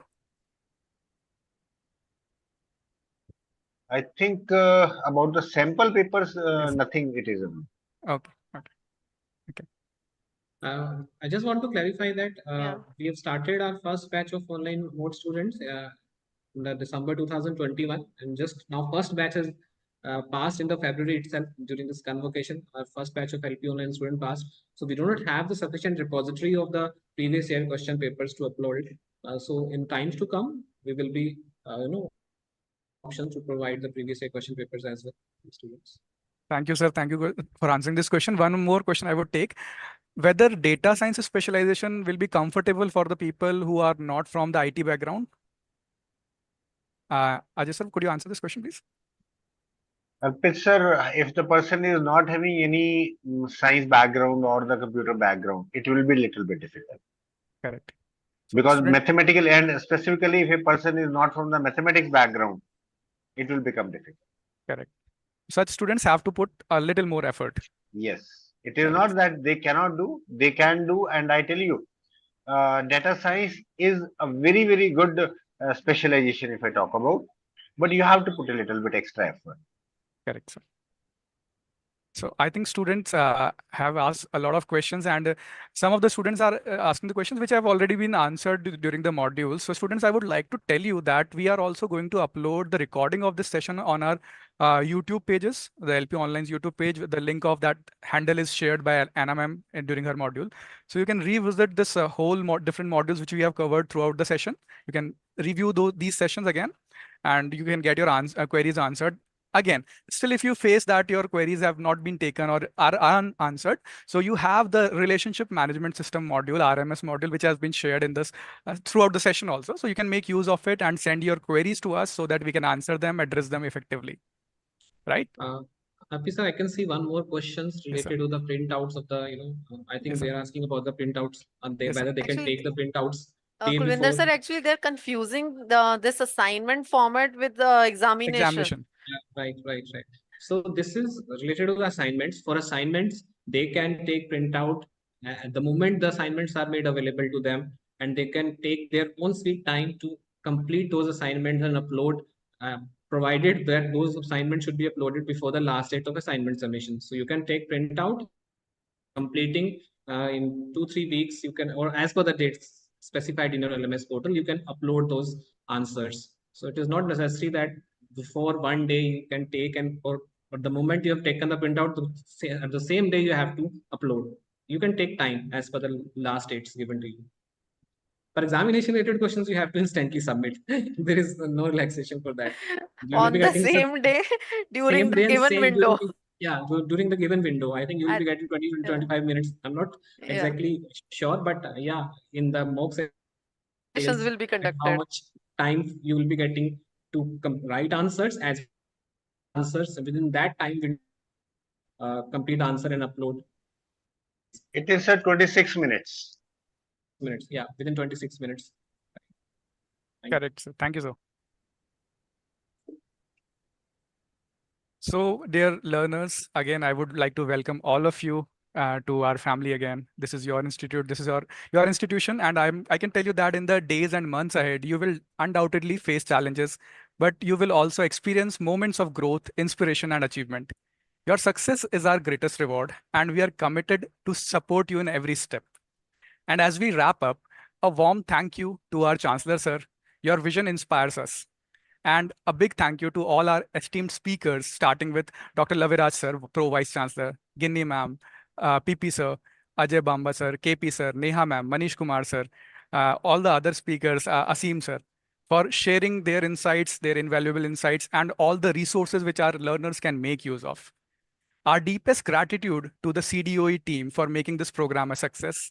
And finally, to all our amazing new learners, a welcome to all the LPU online education students, to our family. Your journey begins now, and we are here to support you. Thank you all. Best wishes. Thank you all. Thank you, Arpit sir. Thank you, for wonderful Thank you, everyone. everybody. Thank you, Thank you, sir. everyone. Thank you, ma'am. Thank you, ma'am. Thank you, sir. Thank you, everyone. Thank you, you. ma'am. Thank you, Arpit. Thank you. Thank you. Thank you, Thanks sir. to all Thank of you, you. ma'am. Thank you, sir.